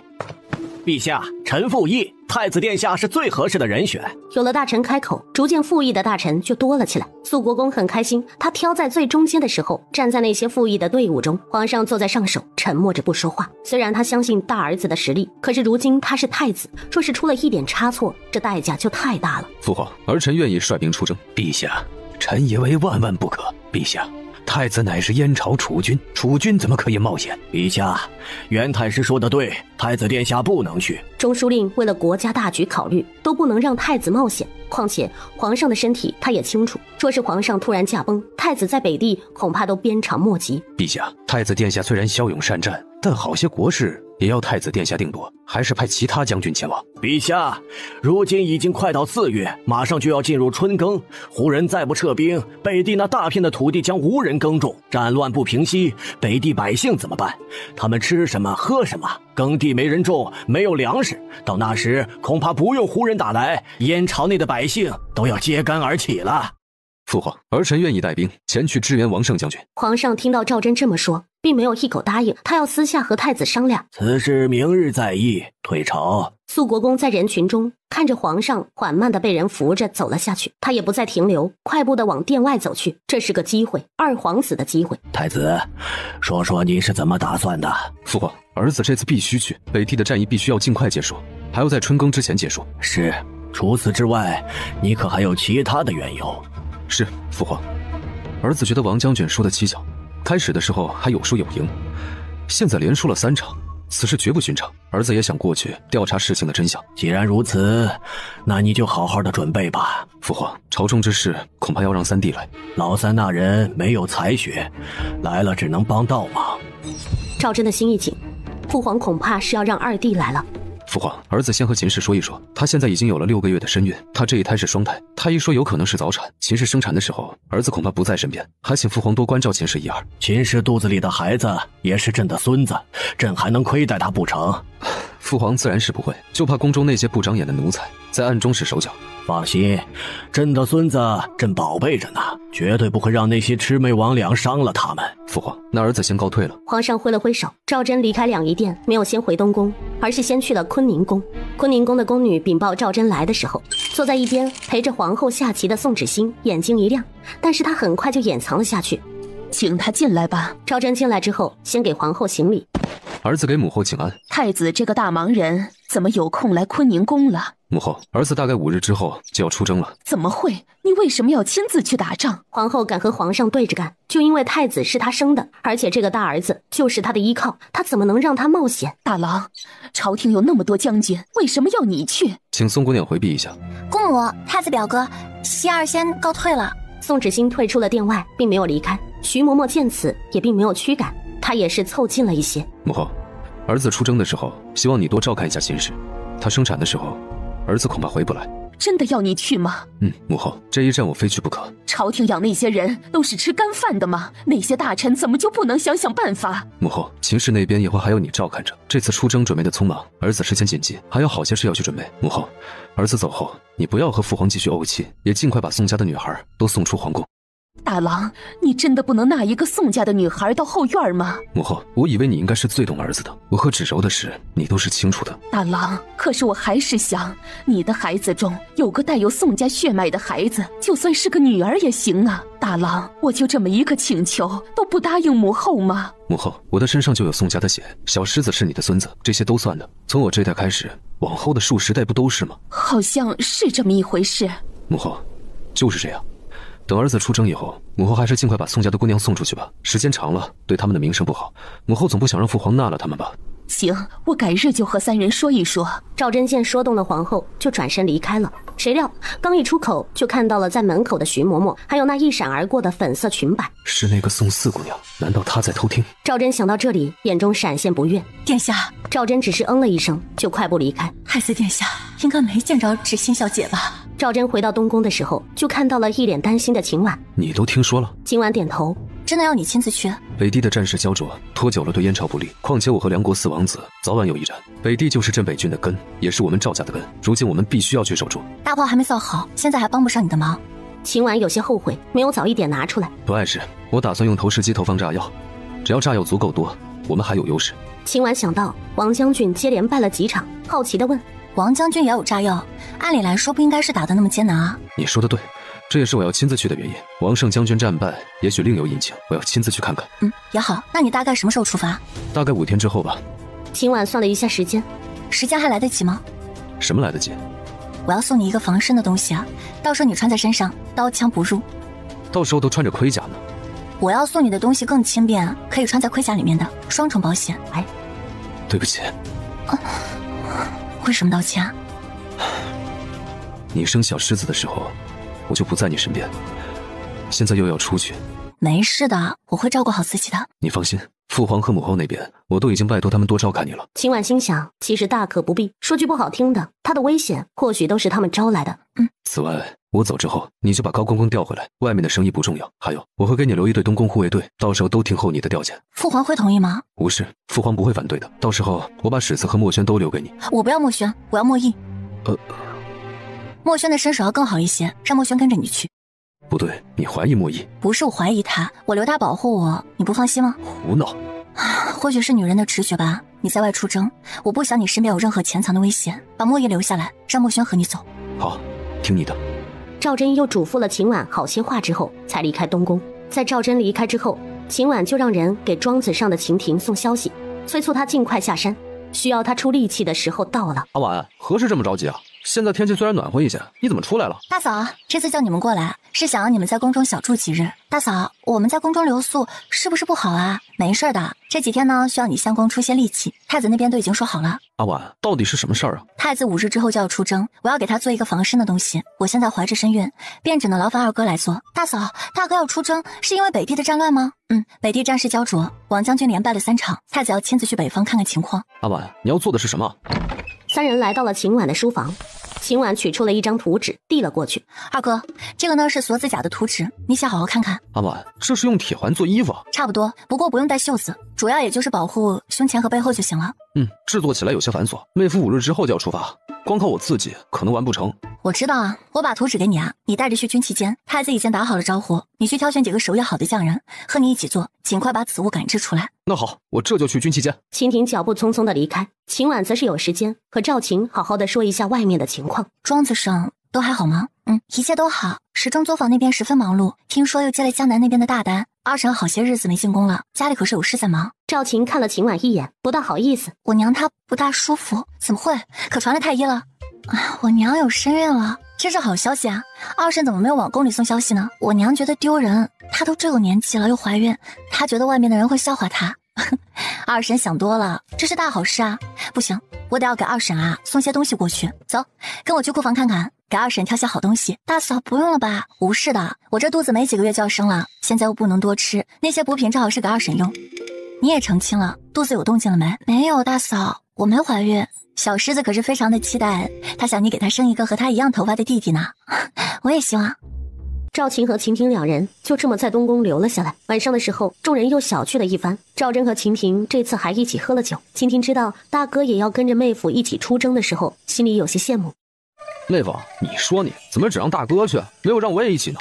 妹夫，你喝醉了。不对，我叫你妹夫，你怎么又能叫我妹夫呢？赵晴在一边有点尴尬，他来到秦婷的身边，拉住她，不让她说胡话。大哥大嫂，他喝醉了，我这就带他回去。行，二哥是喝多了啊，你扶着回去吧，让他好好睡一觉。哎，二舅舅，我和你一起走。赵祯无奈地看着大儿子和人离开，笑骂了一句：这小没良心的，有了舅舅就不要父亲了。他还不知道你离开多久，到时候他见不到你啊，一定是会哭鼻子的。我要出征的事不要告诉他。秦婉想到赵祯要出征，脸上的笑意都淡了一些。4天后，秦婷带着军器间的匠人一起，终于是把锁子甲造好了。这东西倒是轻便不少。锁子甲比盔甲轻便，而且更贴身，这东西啊不能轻易脱下来。这真是个好东西，我看给众位将军配一身都是好的。当然可以啊，现在军器间的匠人已经知道怎么做了，只是这东西非常的费功夫。本来我还想请二婶来东宫照顾你，没想到她也不方便了。放心吧，我能照顾好自己的。接生嬷嬷和奶娘我已经找好，等到发动的时候再把人请进宫就好。赵祯想了想，你月份大了，还是早一点请进来。随后秦大夫人会学医术，到时候秦霄和我出征，可以让她进宫陪你。好，到时候我让大嫂过来，这下你总放心了吧？不放心，不见你平安生产，我的心里总是提着。赵祯明日就要率兵出征，这一夜小夫妻俩说了好一会儿的话。翌日，秦婉醒得很早，看着赵祯穿着一身的铠甲，头也不回地出了东宫。在赵祯离开的这一刻，秦婉的心好似空了一块。赵祯这个男人到底是在他的心底留下了印记。皇上和皇后两人这次倒是没有闹矛盾，两人亲自把赵祯送出了皇城外面。站在高高的城楼上，皇后忍不住抱怨了一句：你若是身体好，这时候就该你去出征。皇上看着大儿子远去的背影，心中正酸着呢。现在听到皇后这么扎心的话，顿时咳嗽起来。皇后一点同情心都没有。我的大郎这一去，不知道。闭嘴，闭上你的乌鸦嘴！太子这一去，必定能收回北地损失的城池。大郎的本事大着呢，一定胜利而回。皇上见皇后终于说了好听的话了，满意了。从前朕出征，你怎么没有这么担心朕呢？担心你什么？我要是什么都担心，我日子还过不过了。宋家来的那3个女孩，赶紧送出宫去，别让他们在宫里乱蹦跶了。皇后听到皇上语气中的不屑，心中恼火，本来都打算送走的，现在又改变主意了，她就要晚几天送，看这老货能怎么样。不行，他们也没来多久，过些日子再说吧。父皇、母后，大哥的队伍已经离开了，咱们还是回去吧。此时二皇子离得远了一些，想到那人送来的消息，他看着远方露出了笑容。北地驼壁城，将军，长安城传来了消息，赵祯已经率领大军出了长安城。通知下去，派人提前做好埋伏。是。还有，再给商云泽送消息，让他那边动作快些，不要总想着占便宜。是。朗布站在巍峨的城墙下，看着被他打下来的城池。赵祯，你终于是要来了吧？这一次来了，就不要想着再回去了。雁门，将军，长安城来了消息，少主子率领大军出发了，咱们很快就能脱困。好好的检查一下那批残次的刀和铠甲，活着的士兵和将领有哪些人穿，立即换下来。是，将军。王胜非常痛恨，连败几场，若是他实力不足，他愿意战死沙场，交上他的头颅。可是他万万没有想到，送上来的军需会有问题，将士们用的刀竟然被敌军一砍就断，还有冬季将士们的棉衣中竟然不全是棉花，还被人添加了柳絮，以至于将士们不敌北地的严寒，身体不强，过半数的人都生了病。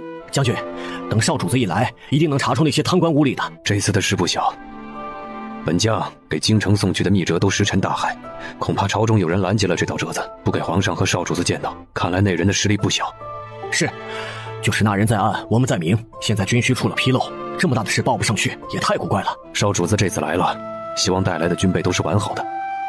王胜还有一层忧虑，他觉得这次的事透露着古怪，陛下的身子不好，他们这些老部下都知道。这个时候太子离京可不是好事。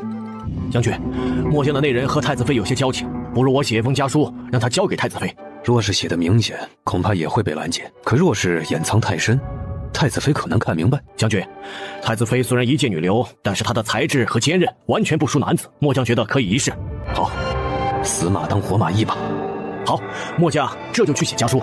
既然这样，为免别人起疑，我也给京城的妻儿老母写一封。昌兴城，商云泽也接到了京城的消息，知道赵祯出兵去了北地，心中大喜。好，好，好，赵祯这狗贼终于是出了京城，也不枉费我费了这么一番功夫把他调出来。还是王爷棋高一招啊！北地就是赵祯的埋骨之地。赵家狗贼竟然窃取我商朝的江山，这次我要夺回属于我的一切。炸药准备的充足吧？这次的配比不会无缘无故的爆炸吧？王爷放心，已经找人试验过了，确保万无一失。商云泽很是满意。王爷，赵祯虽然出了京城，可是赵南萧那个老家伙还活着，他若是不死，恐怕朝中那些老家伙没那么好拉拢。本王也无需全部拉拢过来，只需本王动手的时候，这群老家伙不碍事就好。是，王爷英明。想到一直被防范的李国柱，王爷，李国柱那边要怎么办啊？他带兵打仗也有些本事的。到时候安排他去打赵祯，我去长安城的消息不要告诉他。是，王爷。长安城，小狮子这几天都蔫蔫的。小狮子，你怎么了？怎么不高兴啊？我爹爹率兵出征了。我知道啊，全京城的人都知道。我爹爹出征了，我不能天天都看到他了。我也不常见我爹爹，我也不想见他。哼，你爹爹不是好人，不见也罢。潘元白没有反驳，他觉得小狮子说的很对。我爹爹最近好像很开心啊，他为什么开心？不知道，估计是害了谁吧。小狮子立即就警觉了起来。小狮子从前也让他的伙伴看着潘世子每日都在做什么，有没有说他的坏话，可是每日报回来的消息都和他没有关系。时间久了，小狮子就觉得无聊了。放学之后，小狮子背着小书箱颠颠地回了东宫。今天心情好点了吗？没有，不过我有个发现。什么事啊？和娘说一说。白白说他爹爹最近很开心，我想知道他在开心什么。你呀你，这好奇心还真的很重啊。连人家开心什么的都这么好奇。当然，白白的爹爹不是好人，他要是开心了，我就不开心了。那你打算怎么办？我已经让小麻雀去他家了，他们不喜欢小黑，觉得小黑不吉利，小黑一去就有下人撵他们走。那你的鸽子有传你爹爹的消息了吗？还没有，爹爹太坏，走的时候还没告诉我，害我的小白都追不上他了。不过小白飞得很快，很快就能找到爹爹的。说是你有消息了，也得要告诉娘亲一声，好不好？放心吧，娘亲，我的朋友都很厉害的。两仪殿，父皇，儿子的身体已经大好了，儿子想在3弟娶妻之前，把孟氏和金氏娶进门。皇上目光悠悠地看着二皇子。二郎，你的身体大好了吗？父皇，正太医已经给儿子瞧过了，现在全好了。二皇子很是坚持，他不敢看皇上的眼睛，把准备好的托词全都说了出来。父皇，儿子比3弟大，还有半月3弟就要成亲了，我这个做哥哥的怎么能在弟弟后面成婚？老三还有半个月就成婚了，他是早就准备好了的。可是你想在他之前仓促成婚，恐怕很多事情都来不及准备吧。父皇，现在朝中正在打仗，儿子不能为父皇分忧，本就十分自责。儿子想着婚礼之事就不浪费了，一切一事从简就好。二郎啊，那也太委屈你了。父皇，大哥在外打仗，儿子自知不如大哥，不能像大哥一样为父皇分忧。儿子只想早日娶亲，为皇家开枝散叶。去年潘氏滑胎伤了身子，儿子想着把孟氏娶进门也好。父皇，大哥已经有了小狮子，大嫂也马上要生了，儿子想着自家的孩子年岁和大哥家的也不能差得太多。儿子听说堂兄弟年岁差得大了，都玩不到一块呢。你说的对，年岁小的感情好，到时候朕找青天剑算个好日子，争取在老三成亲之前给你找一个。二皇子胸有成竹，青天剑那边他已经安排好了，一定有好日子的。儿子谢父皇。行了，你先下去吧。二皇子看了一眼皇上桌案上的奏折，他没想到他父皇竟然没有让他接手。本来他以为太子不在，辅助皇上处理国事的人会是自己，现在父皇竟然自己来处理了。他听小太监说，父皇现在每日睡得都很晚。父皇，儿臣告退。二皇子才走出两仪殿，就碰到了小狮子。景轩，两仪殿是你皇爷爷批阅奏折的地方，不是小孩子玩闹的地儿。哼，我知道，我不是小孩子。于是，一扭头向大殿那边走去。这一张脸，不管是大的还是小的，都是那么讨厌。可是小狮子来了。皇爷爷，皇爷爷，我来了。皇爷爷，你有没有想我？当然。听到殿中传来儿童清脆的笑声，皇上的嘴角也挂起了笑意。皇爷爷，您批奏折累了吧？孙儿给你捏捏肩，可好？好。小狮子从小就是个贴心的小孩。秦婉肚子和腿不舒服的时候，他还会给秦婉按腿。秦婉现在的腿肿得厉害，小狮子这时候是非常心疼的，教训了还没有出生的弟弟之后，就用一双小手给秦婉按按。秦婉虽然腿没有得到缓解，但是心里却是甜滋滋的。现在小狮子被允许每日下午可以来两仪殿陪皇上，立即化身贴心好大孙。皇爷爷，我的力气大不大？肩膀可有缓解？好好好，力气正好。皇上本以为小狮子按一下就会停下，可是发现大孙子是个有长性的，皇上不忍心小狮子受累。好了，皇爷爷的肩膀不疼了。皇爷爷，你给我揉一揉，我的手酸了。揉着软乎乎的小胖手，看着那和大儿子一模一样的小脸，皇上感觉好像都是回到了从前。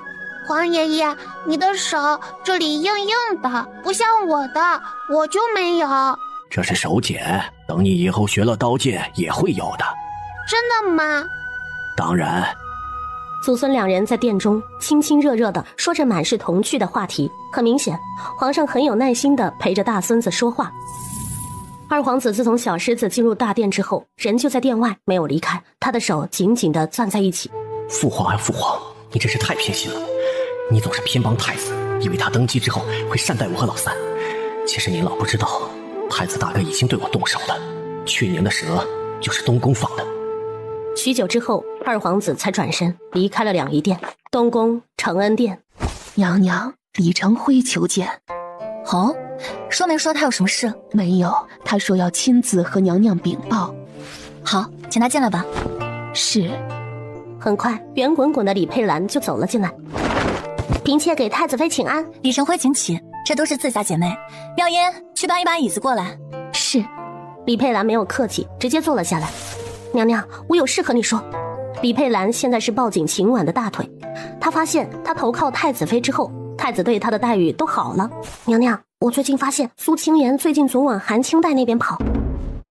苏清言最近都很忙，除了总到皇后那边讨巧卖乖，还总是带着宋家的姑娘来一秋宫，现在又去拉拢韩清代了。娘娘，你可一定要重视起来，苏清言这是想要搞事。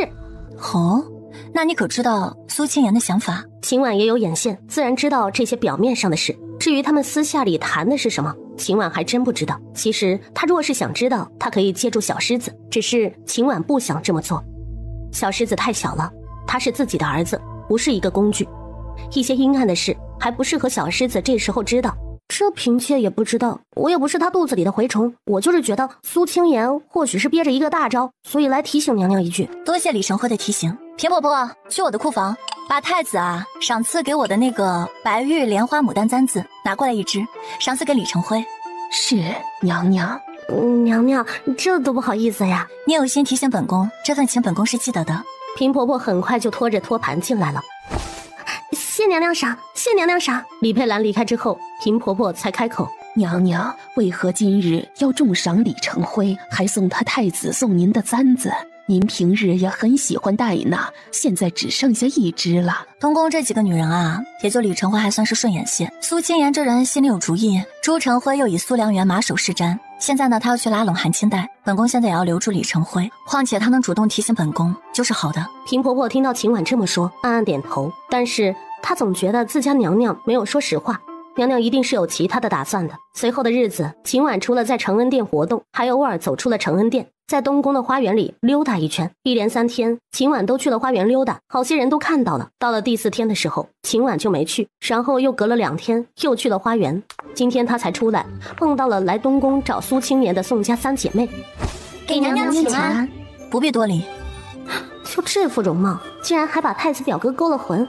那张脸上不过只有眼睛能看罢了。想必3位姑娘是去找苏良缘的吧？你们快过去吧。表嫂，我们之前来拜见表嫂都没有找到机会，今天我们既然遇到了，不知道我们今天能不能过去坐坐呢？本宫现在怀着身孕，不便招待宋姑娘。秦婉被宫人扶着缓步回了承恩殿。唉，太子妃表嫂还真是讨厌咱们，就连最基本的面子都不给呢。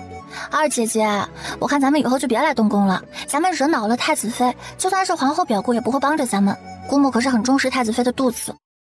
姑母，去东宫一点意思都没有，也就二姐姐喜欢去。我今天发现东宫的花园居然没有御花园那好看。姑母，我觉得去那边还没有陪着姑母好玩呢。你呀你，真是没长大。那你就别去那边，在坤宁宫陪着姑母吧。宋芷欣还小，皇后根本就没有考虑过她。皇后主要选的人就是宋芷莹，现在大儿子不在，侄女们再去东宫也不好，平白的让太子妃不痛快。姑母，我们今天运气很好，在花园里还碰见了太子妃。我们进宫这么久了，第一次见到她呢。太子妃那人性子冷淡，见不见都没什么关系。宋芷欣是暗戳戳的告状，谁知道皇后会这么说？她不知道姑母是没有听懂她的暗示，还是装不懂。言多必失的道理她知道，于是立即转移了话题。宋芷欣叽叽喳喳的和皇后说了好些好吃的好玩的话题，中间倒是也逗得皇后哈哈大笑。宋芷莹中间还偶尔插上那么1-2句话，倒是宋芷欣只坐在一边，什么话都没说。莹丫头、蕊丫头，你们来宫里也有段时间了，这2天你们收拾一下就出宫吧。皇后还是舍不得宋芷欣，想把这个最天真最孩子气的留在自己身边，逗自己开心。姑母，可是我和3妹妹做错了什么事？姑母没有说送她出去，难道姑母选中了她？没有，你们很好，只是太子不在，你们留在宫中也无济于事。况且你们久居宫中，难免你们祖母和母亲惦念。宋芷英还想再争取一下，就听宋芷蕊起身扶了扶身子，是，姑母说的对，我们出来也有些日子了，也是想念家里。唉，若不是这丫头长得太像柔丫头，是最好的选择。3人中，只有蕊丫头是最不可能的人选。是，莹儿听姑母的，只是莹儿和苏姐姐交好，能否和她道别之后再离开？这是自然，给你们3日的时间，可以收拾东西。谢姑母。谢姑母。等宋芷莹和宋芷蕊离开之后，宋芷欣才问：姑母，希儿不用和2位姐姐一起离开吗？你不用，你年纪还小，你2位姐姐的年纪大了，太子不在，他们继续留在宫中不好。宋芷欣乖巧的点头，低头间藏起了自己失望的神色。她果然不是姑母选中的人，不过她也因祸得福，这次不用像2位堂姐一样被送出皇宫去。太子妃，奴婢听说李成辉又在花园中滑倒了。娘娘，这都是第3次了。是啊，这已经是第3波人了。娘娘，之前抓到的那些人都要怎么处置？既然敢伸手，那本宫就把他们的爪子都给剁了。走吧，叫上史色等护卫，一起出去看看。是。很快，太子妃，你一定要给嫔妾做主啊！太子妃，这些个不长眼的奴才完全是故意的，他们就是故意撞的我。太子妃，你一定要好好的管一管，现在是什么人都敢来咱们东宫了。刚才这婆子明明见到我了，还故意撞过来，也不知道宋二姑娘怎么管教的，手脚如此不利索的人也带在身边。太子妃，这还幸亏是撞了我皮糙肉厚的，若是……李佩兰说到这儿停了一下，但是剩下的话众人都知道是什么意思。宋芷莹和苏清言两人立即向秦婉走来，请安之后，宋芷莹才道：请表嫂责罚，是我乳母的错，不过请表嫂明鉴，她绝对不是故意的。太子妃，宋妹妹说的没错，她明日就要回宋家了，今日是特意来宫里和我辞行的，谁料路上竟然遇到了李妹妹。宋芷莹厌恶地看了李佩兰一眼，就是这个李胖子坏了她的打算，要不是他混淆视听，总是出来瞎溜达，他也不会弄错人。尤其是见到秦婉现在好好的，他就心里烦闷不已。不过他明明已经查了，听说李胖子去了御花园，他才让下面的人动手的。难道是苏姐姐的人提供的情报有误？史色，把园子里这些下人都抓起来。太子妃饶命，不关我们的事。太子妃，奴婢什么也没做。桂喜，把东宫的大门关上，外面的人都不要放进来，本宫要好好审一审。是，奴才这就去办。平婆婆，去把高大办请过来，就说好些人要劳烦他出马。是，奴婢这就把人叫过来。宋芷莹从来没有见过这个阵仗，她紧张地看了苏清言一眼。太子妃，如今太子不在东宫，今日之事不过是小事，太子妃封锁东宫大门，是不是太劳师动众了呢？苏妹妹倒是急了，本宫不过是查一查罢了。算上今天，李妹妹都已经摔了3次跤了，都说有再1再2，却没有再3再4。李妹妹就算是身子强健，那也经不住这么折腾。你说是不是这个理啊？太子妃说的不错，要是不查清楚，别人还不以为是我腿脚不好呢。更何况，我觉得这些刁奴估计是受了谁的指使，把我错认成了太子妃，其实就是想要害太子妃呢。李妹妹所言不假，本宫身子骨可经不住这么折腾。太子妃是东宫之主，谁有那么大的胆子？恐怕是娘娘误会了，是不是误会？审一审就知道了。动手！表嫂，都说来者是客，我初来宫中，好些宫中的规矩都不懂，还请表嫂别和我一般见识。姑母已经吩咐让我明日就出宫，表嫂，我以后都不来东宫了。看着乳母被人拖走，宋芷莹颓然地跌坐在地上。太子妃她不会是来真格的吧？那人的人是靠得住的吧？东宫封锁了，开始的时候皇上和皇后都不知道，还是德妃先发现的。她可是一直关注着东宫的情况。德妃想到前些天好不容易算计了一把，谁料害的人竟然是李佩兰。她现在唯一能信任的人也就一个小宫女翠羽，这人是二皇子安排过来的人。这次能成功，还是用了淑妃之前留下来的人，谁料害的是李佩兰那个棒槌。想到这里，德妃就非常气愤，秦氏那女人一定在搞鬼，不行，我必须得把消息传出去。翠羽，皇后的侄女还常去东宫吗？娘娘，宋二姑娘常去，这次也是受了牵连，现在人就被关在东宫呢。娘娘，东宫一定是发生了咱们不知道的大事。是啊，一定是大事，否则不会封锁东宫。去，找个眼生的小太监，去给坤宁宫送消息，就说宋二姑娘被太子妃打了，人困在东宫。是，娘娘。德妃看着翠羽，就想起了二皇子。他没想到二皇子会成为他的退路，当初勾引了二皇子，和他半推半就的成了好事，不过就是报复皇上罢了。没想到现在竟然派上了用场，若不是有二皇子的人，那他现在和聋子瞎子又有什么区别？不过他得想个法子接手淑妃当初在宫里留下来的暗线。5日后二皇子就要大婚了，德妃想到这里心里微酸，想到那次害潘侧妃不能生育还不够，二皇子这么快就要有其他的女人了。二皇子娶了正妃，应该会把自己抛在一边吧。想到这里，德妃竟然有些害怕。不行，她要在二皇子娶妻之前再见一次二皇子，让他把淑妃留下来的暗线都交给自己。来人，来人！门外的宫女立即进来，娘娘，奴婢在。去，把翠羽叫过来。是。1刻钟之后，翠羽脚步匆匆地跑了进来。娘娘，消息已经送到了坤宁宫了，去给二皇子传信，就说本宫明日申时在千秋殿等他。秦氏真的封锁了东宫，皇后娘娘，这是千真万确，奴婢派人去求证了，现在东宫上下不许进也不许出。秦氏这是搞什么名堂？娘娘，先不说太子妃的打算，宋二姑娘前去和苏良缘辞别，现在人还没回来呢。什么？莹丫头被扣下了？是啊，不知道东宫到底是发生了什么事了。娘娘，太子妃现在怀有孕，又封锁东宫，不如娘娘亲自过去看一看吧。徐嬷嬷是不担心秦婉的，她是担心宋芷莹真的做了什么错事，被秦婉拿住了把柄。姑母，不如咱们也过去看看吧。二姐姐对宫中的事物都不熟悉，若是说错了几句话，惹了表嫂不高兴，那二姐姐岂不是罪过？秦氏虽然是太子妃，但你二姐姐也不是没有身份的人，还能允许秦氏胡来？走吧，随本宫去东宫看看，我倒是要看看秦氏闹什么幺蛾子。是，娘娘。此时宋芷莹见到屁股和背后全是血的主母，吓得都不敢动弹。太子妃，求您放过我的奶娘吧，她真的是无辜的。宋二姑娘，众目睽睽之下，可容不得她狡辩。既然她是无辜的，难道是受了你这主子的指使？太子妃，不是我，和我无关啊。这时候高公公带着审问出来的口供走了上来。娘娘，人全都招了。宋芷莹人一下子就慌了，她颓然地坐在地上。苏清言也是很紧张，他目光死死地盯着高公公手里的卷宗，就想知道那些人有没有把他牵扯进去。多谢。娘娘客气，后宫那边的人咱们要怎么办呢？这是我会向皇上禀告的。宫里的下人动也就动了，至于牵扯到别的几位主子，他会交给皇上处理。宋妹妹，宋二姑娘，本宫从来都不知道你们竟然还有如此歹毒的心思。太子妃，妾身冤枉，妾身从来都是安分守己，从无半分的逾矩行为。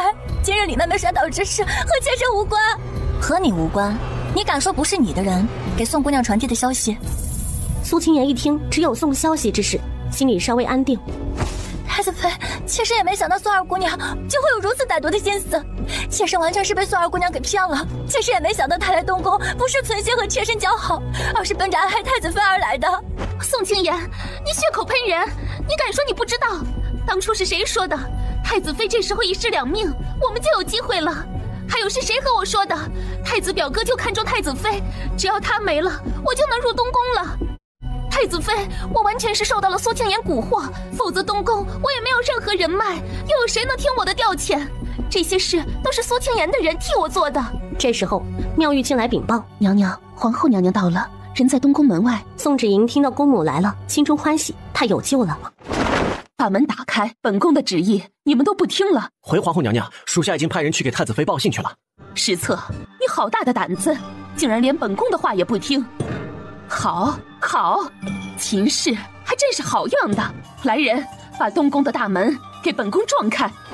皇后娘娘稍安勿躁，太子妃应该很快有旨意下来。史策这时候也是硬着脑门说的这话，谁让当初他得了太子的交代，必要的时候只听太子妃的命令，皇上和皇后来了都不能退缩。还不动手，愣着干什么呢？护卫立即向前冲去，谁料这时候东宫的大门被打开了，秦婉被人扶着，笑盈盈地看着皇后。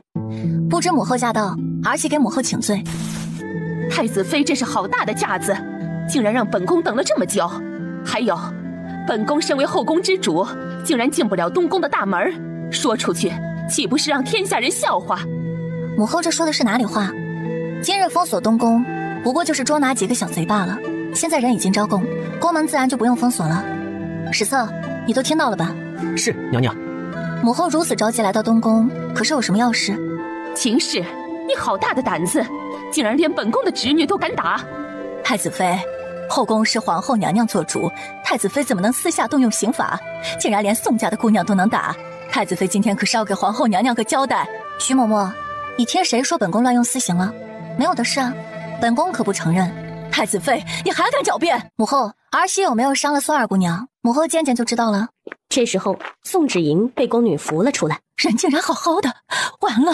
徐嬷嬷，本宫怎么瞧着你对本宫成见很大呀？太子妃恕罪，奴婢失言了。徐嬷嬷，你确实是失言了。你虽是母后身边的嬷嬷，可终究是个奴婢。本宫往日对你尊敬，不过是看在母后的面子上。本宫给你几分敬重，但你不能蹬鼻子上脸。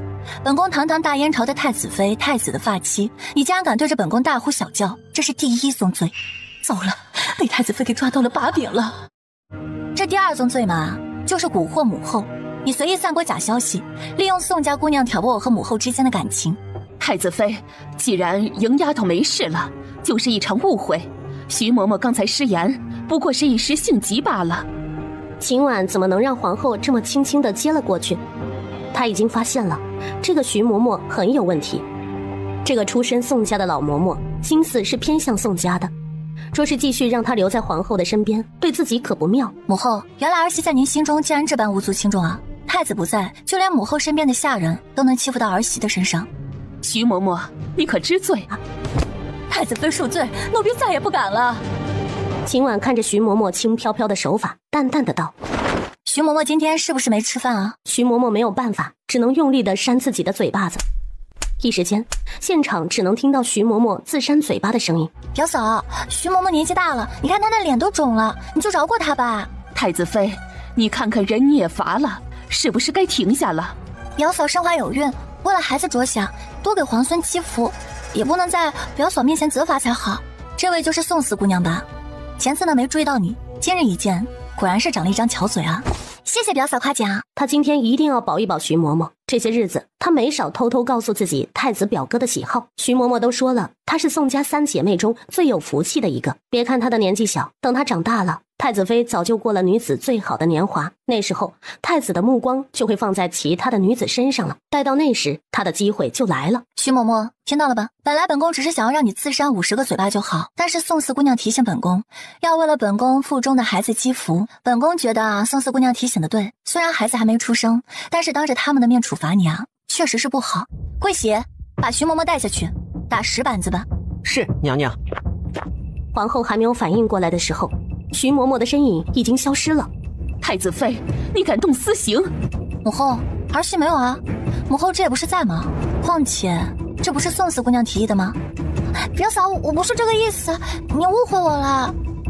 这时，徐嬷嬷那边已经发出了杀猪一般的惨叫。宋芷欣紧紧地攥紧帕子，一脸阴郁地看着秦婉。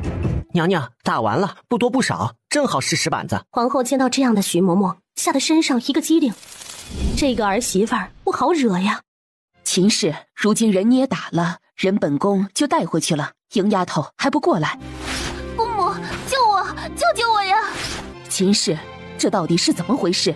为什么不让莹丫头离开？母后既然来了，那不如进来坐坐。儿媳有事要向母后禀报。不用了，本宫今日乏了，就不进去坐了。莹丫头他们明日就要出宫了，本宫把人带回去就好。母后，宋二姑娘你恐怕带不走。什么？秦氏，你不要太嚣张了。莹丫头犯了什么事，让你扣着她不放？母后，宋二姑娘居心叵测，指使乳母要害儿媳腹中孩子，这算不算是有罪？皇后的心里一沉，有点糟糕啊！谁料更不好的事情发生了。这时候就听到了太监的通传声：“皇上驾到！”顿时，在东宫门口的人齐齐向皇上行礼：“参见皇上！皇上！皇万岁！万岁！”臣妾给皇上请安。儿媳给父皇请安。到底是怎么回事？父皇，还请您替儿媳做主。皇后没有想到，刚才还恨不得把自己吃了的儿媳妇儿，现在竟然倒打一耙，开始装可怜了。明明是她来了，什么便宜也没有占到，好不好？太子妃，既然身子不便，就别跪了，走吧，都去立正殿，好好讲讲你的冤屈。皇后，你也一起来，朕也想知道你怒闯东宫到底所为何事。众人到了立正殿，给太子妃赐座。皇后见秦婉都坐下了，自己也坐了。不管怎么样，她都是皇后，是婆婆，不能被儿媳妇比下去。皇上也不在意皇后的行为，这人你不能和她太较真了。说吧，朕倒是想看看东宫在闹什么。父皇，有人想要趁着太子不在，暗害儿媳腹中孩子。这几日有3拨人对儿媳腹中的孩子动手，只不过那些人错把李妹妹当成了儿媳，这才没有得逞。是谁有如此大的胆子？高大办，劳烦你把调查出来的卷宗给父皇看看。是娘娘。皇上接过调查的卷宗，看到上面详细的介绍了参与人员的名单，还有他们背后之人，并且从卷宗的墨迹来看，有新有旧，就知道这不是今天才写的。秦氏这是在钓鱼呢，还准备的那么早，而那傻乎乎的李氏就是那鱼饵。皇后很好奇皇上手中的卷宗上的内容。苏清言和宋芷莹参与谋害太子妃，全部杖责30。宋芷莹永不得进宫。宋芷莹瘫软在地。宋家2女立即出宫。宋芷欣听到宋芷莹不准再入宫，心中还来不及欢喜，就听到了他也要出宫的消息。苏清言削去2员的封号，罚去浣衣局做杂役。苏清言很想开口辩解，但他现在也想明白了，太子妃早就察觉到了他的心思。另外，参与其中的奴婢全部杖杀。皇后本来还想替侄女说几句好话，只是听到其他人杖杀的时候，又不敢开口了。秦婉也没有想到皇上会这么痛快，不过对于皇上没有揪着德妃不放，他倒是没有意外。毕竟他也知道那些奴才明面上只是后宫普通的宫人，皇上是不想牵扯太深，还是有意保护德妃，都是皇上的意思。秦婉站起身，谢父皇替儿媳主持公道。行了，谢就不用了，好好在东宫待着，不要惹祸就好。说完就大踏步地离开了立正殿。宋家3女在1个小时之后全部都出了皇宫。高伯，医女那边安排一下，徐嬷嬷身上的伤绝对不能好。娘娘放心，我这边已经交代下去了。另外，借着这次机会，后宫那边杖杀了那些人，把咱们的人都安插进去，尤其是皇后宫里，徐嬷嬷这人没了，要留个咱们的人在皇后身边。偏偏她还是皇后，那是一指都能下的人，要是被人利用了，后果不堪设想。人选奴婢要好好的选，得让皇后喜欢和信任她才行。徐嬷嬷是皇后身边的老人，所以皇后才信她。秦婉也知道这件事的难度，这事急不得，得徐徐图之。高公公离开之后，秦婉又把平婆婆叫来。平婆婆，再去库房给李氏选些好东西，再犒劳她一下。娘娘，李成辉喜欢美食，还送吃的吗？不用，送些好看的珠茶和布料吧，人太胖了也不好。是。平婆婆离开之后，秦婉又喊了一声：“史策，太子那边可有什么消息回来？”还是2日前的消息，今天的还没到。秦婉看着外面的月色，心中有些担心。我上次给你的图纸，你让人做了吗？回娘娘，已经加紧安排匠人制作了。那就好。史策非常好奇，不知道那些棍子一样的东西到底能做什么。此时，被秦婉惦记的赵祯正在和敌军拼杀。杨笑看到前面不断掉落的巨石，快速的来到赵祯的身边。殿下，咱们快撤！赵祯双眼猩红的看着前方死去的士兵，撤退！赵祯不甘心的看了一眼前方的战场，夹紧马腹向后方撤走。长安城，最近长安城里最被人津津乐道的不是北地的战争，而是2皇子和3皇子大婚的事。你说皇帝老儿的儿子都是怎么想的？成亲还扎堆啊？是啊，谁说不是呢？真够奇怪的。要我说，还不如一起办了呢。这你们就不明白了。我有个亲戚是往宫里送菜的，他听宫里的人议论，都说3皇子成亲的日子是早早的就定下来的，是2皇子硬要塞进去的。呀，是这么回事啊？那2皇子就不大地道了。有什么不地道的？2皇子本来就比3皇子大，早成亲怎么了？嘿，你这人和我急什么呀？顿时，原本积极在一起讨论的人，因为意见不合又吵了起来。除了皇子大婚之事，更让朝臣关注的是东宫的消息。太子妃竟然封锁了东宫，皇后的娘家侄女都被赶出了皇宫。因为这个举动，倒是让一些想要往东宫送女儿的大臣歇了心思。德妃到底想干什么？都什么时候了，为什么邀请我见面？告诉他，本王很忙，没时间见他。殿下，翠羽说了，上次殿下失约，德妃娘娘很生气。哼，她生气与本王何干？告诉翠羽，把德妃给盯牢了，现在宫里动荡，让她安分一点，不要惹事。2皇子见小太监还不离开，很生气。难道没听到本王的话吗？殿下，德妃娘娘说了，明日老时间老地点，你若是不去，她不敢保证什么？不敢保证会不会对皇上说。该死的女人，告诉她，本王明日会按时到。是。姚香俊，你还真是好样的，看来你这个德妃是不想当了。2皇子的眼中满是杀意。这时候房门被敲响，进来。殿下。潘彦双走了进来。双姐，你来了。殿下，马上就要大婚了，又有2位年轻漂亮的姐妹进门，殿下又有何忧愁的呢？殿下不必急，该是你的就是你的。双姐，时间不早了，咱们安置吧。翌日，弘文馆内，小狮子，你今天是怎么啦？没什么事啊。不对，你想对别人做坏事。没有，才没有，你不要胡说。景轩，你站起来背诵一段。哼，就不告诉你。小狮子因为不认真上课，又背诵的磕巴巴的，就被谢玉安给罚了。小狮子，咱们一起踢球吧。不了，我今天有事，就不能哄你们玩了。什么你哄我？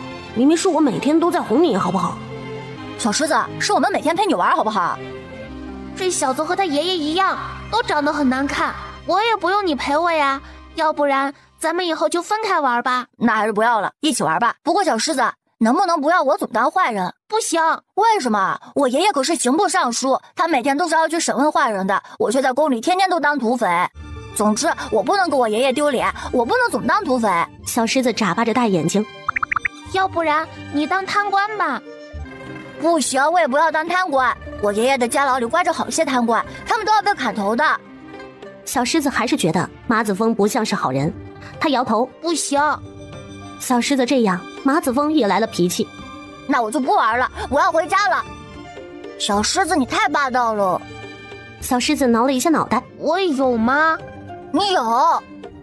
马子峰不愿当坏人，我愿意，我愿当土匪、贪官、海寇、奸贼，哪个都行。我不想总是当销声地主了，我不想总是被抢劫。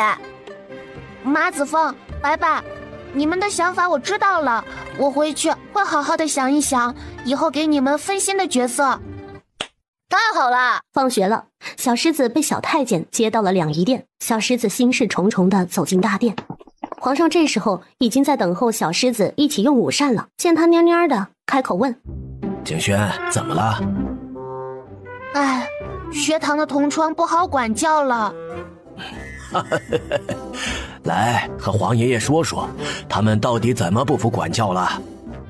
马子峰他不愿意当坏人，白白不愿意当好人，我得给他们换个其他的名头。说完，小狮子就把自己身上挎着的斜挎包揭开，然后把里面的东西都倒了出来。皇上见地上那么多纸条，眯起了眼睛。景轩，这些都是什么？我也不知道，纸条太多了，我都没看。爹爹不在，我要留着给他看。能给黄爷爷看吗？黄爷爷是爹爹的爹爹，可以看的。小皇孙整日在宫里，怎么会截获那么多消息？看着地上的小圆筒，估计有几十个了，不知道是哪些个作死的奴婢，这是被人收买了。黄爷爷，我来帮你。皇上已经打开了一个，看到上面的内容，哼了哼。呀，我怎么把这事儿给忘了呢？冯公公，现在什么时辰了？到申时了吗？回皇孙殿下，才过了50。小狮子一想，没错过时间。皇上好奇地看着小狮子手中的纸条。你那上面写的是什么？哦，是德妃娘娘邀请二叔去千秋殿的事。皇上眯着眼睛看着小狮子。你二叔？德妃娘娘想要见二叔，二叔没有去，德妃娘娘生气了。王爷爷，二叔可能今天也会来，德妃娘娘想他想得好苦呢，说要在二叔成亲前见见他。他们约在今天的申时。是约的这个时间，但二叔最近不是很守信用，经常放德妃娘娘的鸽子。二叔不守信，经常说话不算话，他不是好孩子。从前二叔对德妃娘娘很好的，他总是找德妃娘娘打架的。王爷爷，你知道打架吗？二叔打架的时候都不穿衣服。皇上终是没忍住。王爷爷，王爷爷，你怎么了？王爷爷，皇上，传太医，快传太医！不准动，大殿内的所有人都不准动。皇上，可是您的身体……皇上一个眼刀过去，冯顺不敢说话了。王爷爷，孙儿是不是说错话了？皇爷爷，孙儿不想你生病。母亲。这时候，殿外的穆青走了进来。陛下，这些人全都处理了。陛下饶命！谢陛下饶恕。冯顺，你是朕打进皇宫内第一个向朕投诚的人，朕希望你能一直保持对朕的真心。陛下放心，奴婢生是陛下的人，死是陛下的鬼，奴婢一定不会把事外传。行了，全都推到殿外去。冯顺就好像是背后有狗撵一样，脚步倒腾的飞快。皇爷爷，我以后再也不和你分享秘密了。皇爷爷的胆子太小了，一点事儿也扛不住。你怎么对你二叔的事知道的这么清楚？你好像不喜欢你二叔啊。二叔不是好人，他不喜欢小狮子，他和白白的爷爷商量，要送我去梁国当质子。没想到老二的野心已经如此大了。他和德妃打架，你亲眼看到的？我偷偷看过一次，很没意思，我就走了。不知道他们为什么那么喜欢。对，那不是好事，你不必多关注。黄爷爷，快擦擦！黄爷爷，你又吐血了。黄爷爷，都是小狮子不好，是我不好。不碍事，黄爷爷吃药就好了。真的？真的。好了，小狮子，今天就到这儿，你回东宫去吧。黄爷爷，那你要看大夫，好好治好身体哦。好，小狮子，这些就留给黄爷爷好不好啊？黄爷爷，你不是看这个就吐血吗？我还是拿回去自己玩吧。皇上也是很感慨，他终究是老了，如今竟然被大孙子嘲笑了。如今燕国的情况不允许他倒下，他要等大儿子回来，把皇位交到他的手上，他才能离开。没事，黄爷爷没事啊，还是能看的。那好吧，黄爷爷，你要保护好自己，按时吃饭，按时睡觉哦。小狮子就很听话，身体都是棒棒的。好啊。最后，皇上目送小狮子离开了大殿。冯公公等小狮子离开之后，就推门走了进来，只是想起先前皇上不让通报，又吓得闭紧了嘴巴。去，请太医院的院判过来。是。冯顺脚步匆匆地进来。李卓，你悄悄去千秋殿，看看二皇子有没有去赴约。是，陛下。冯顺吩咐了小太监去跑腿之后，又返回了。他亲自给皇上换了新的衣服。这衣服悄悄地收了。是，陛下。太医院的院判来了，给皇上把完脉之后，也是心中一惊。陛下，您的身体，陛下竟然有那油尽灯枯之象。徐院判，你说朕还能活多久吧？陛下，陛下，说，陛下从前的身体本已养回大半，只要不操劳，还有2-3年的光景。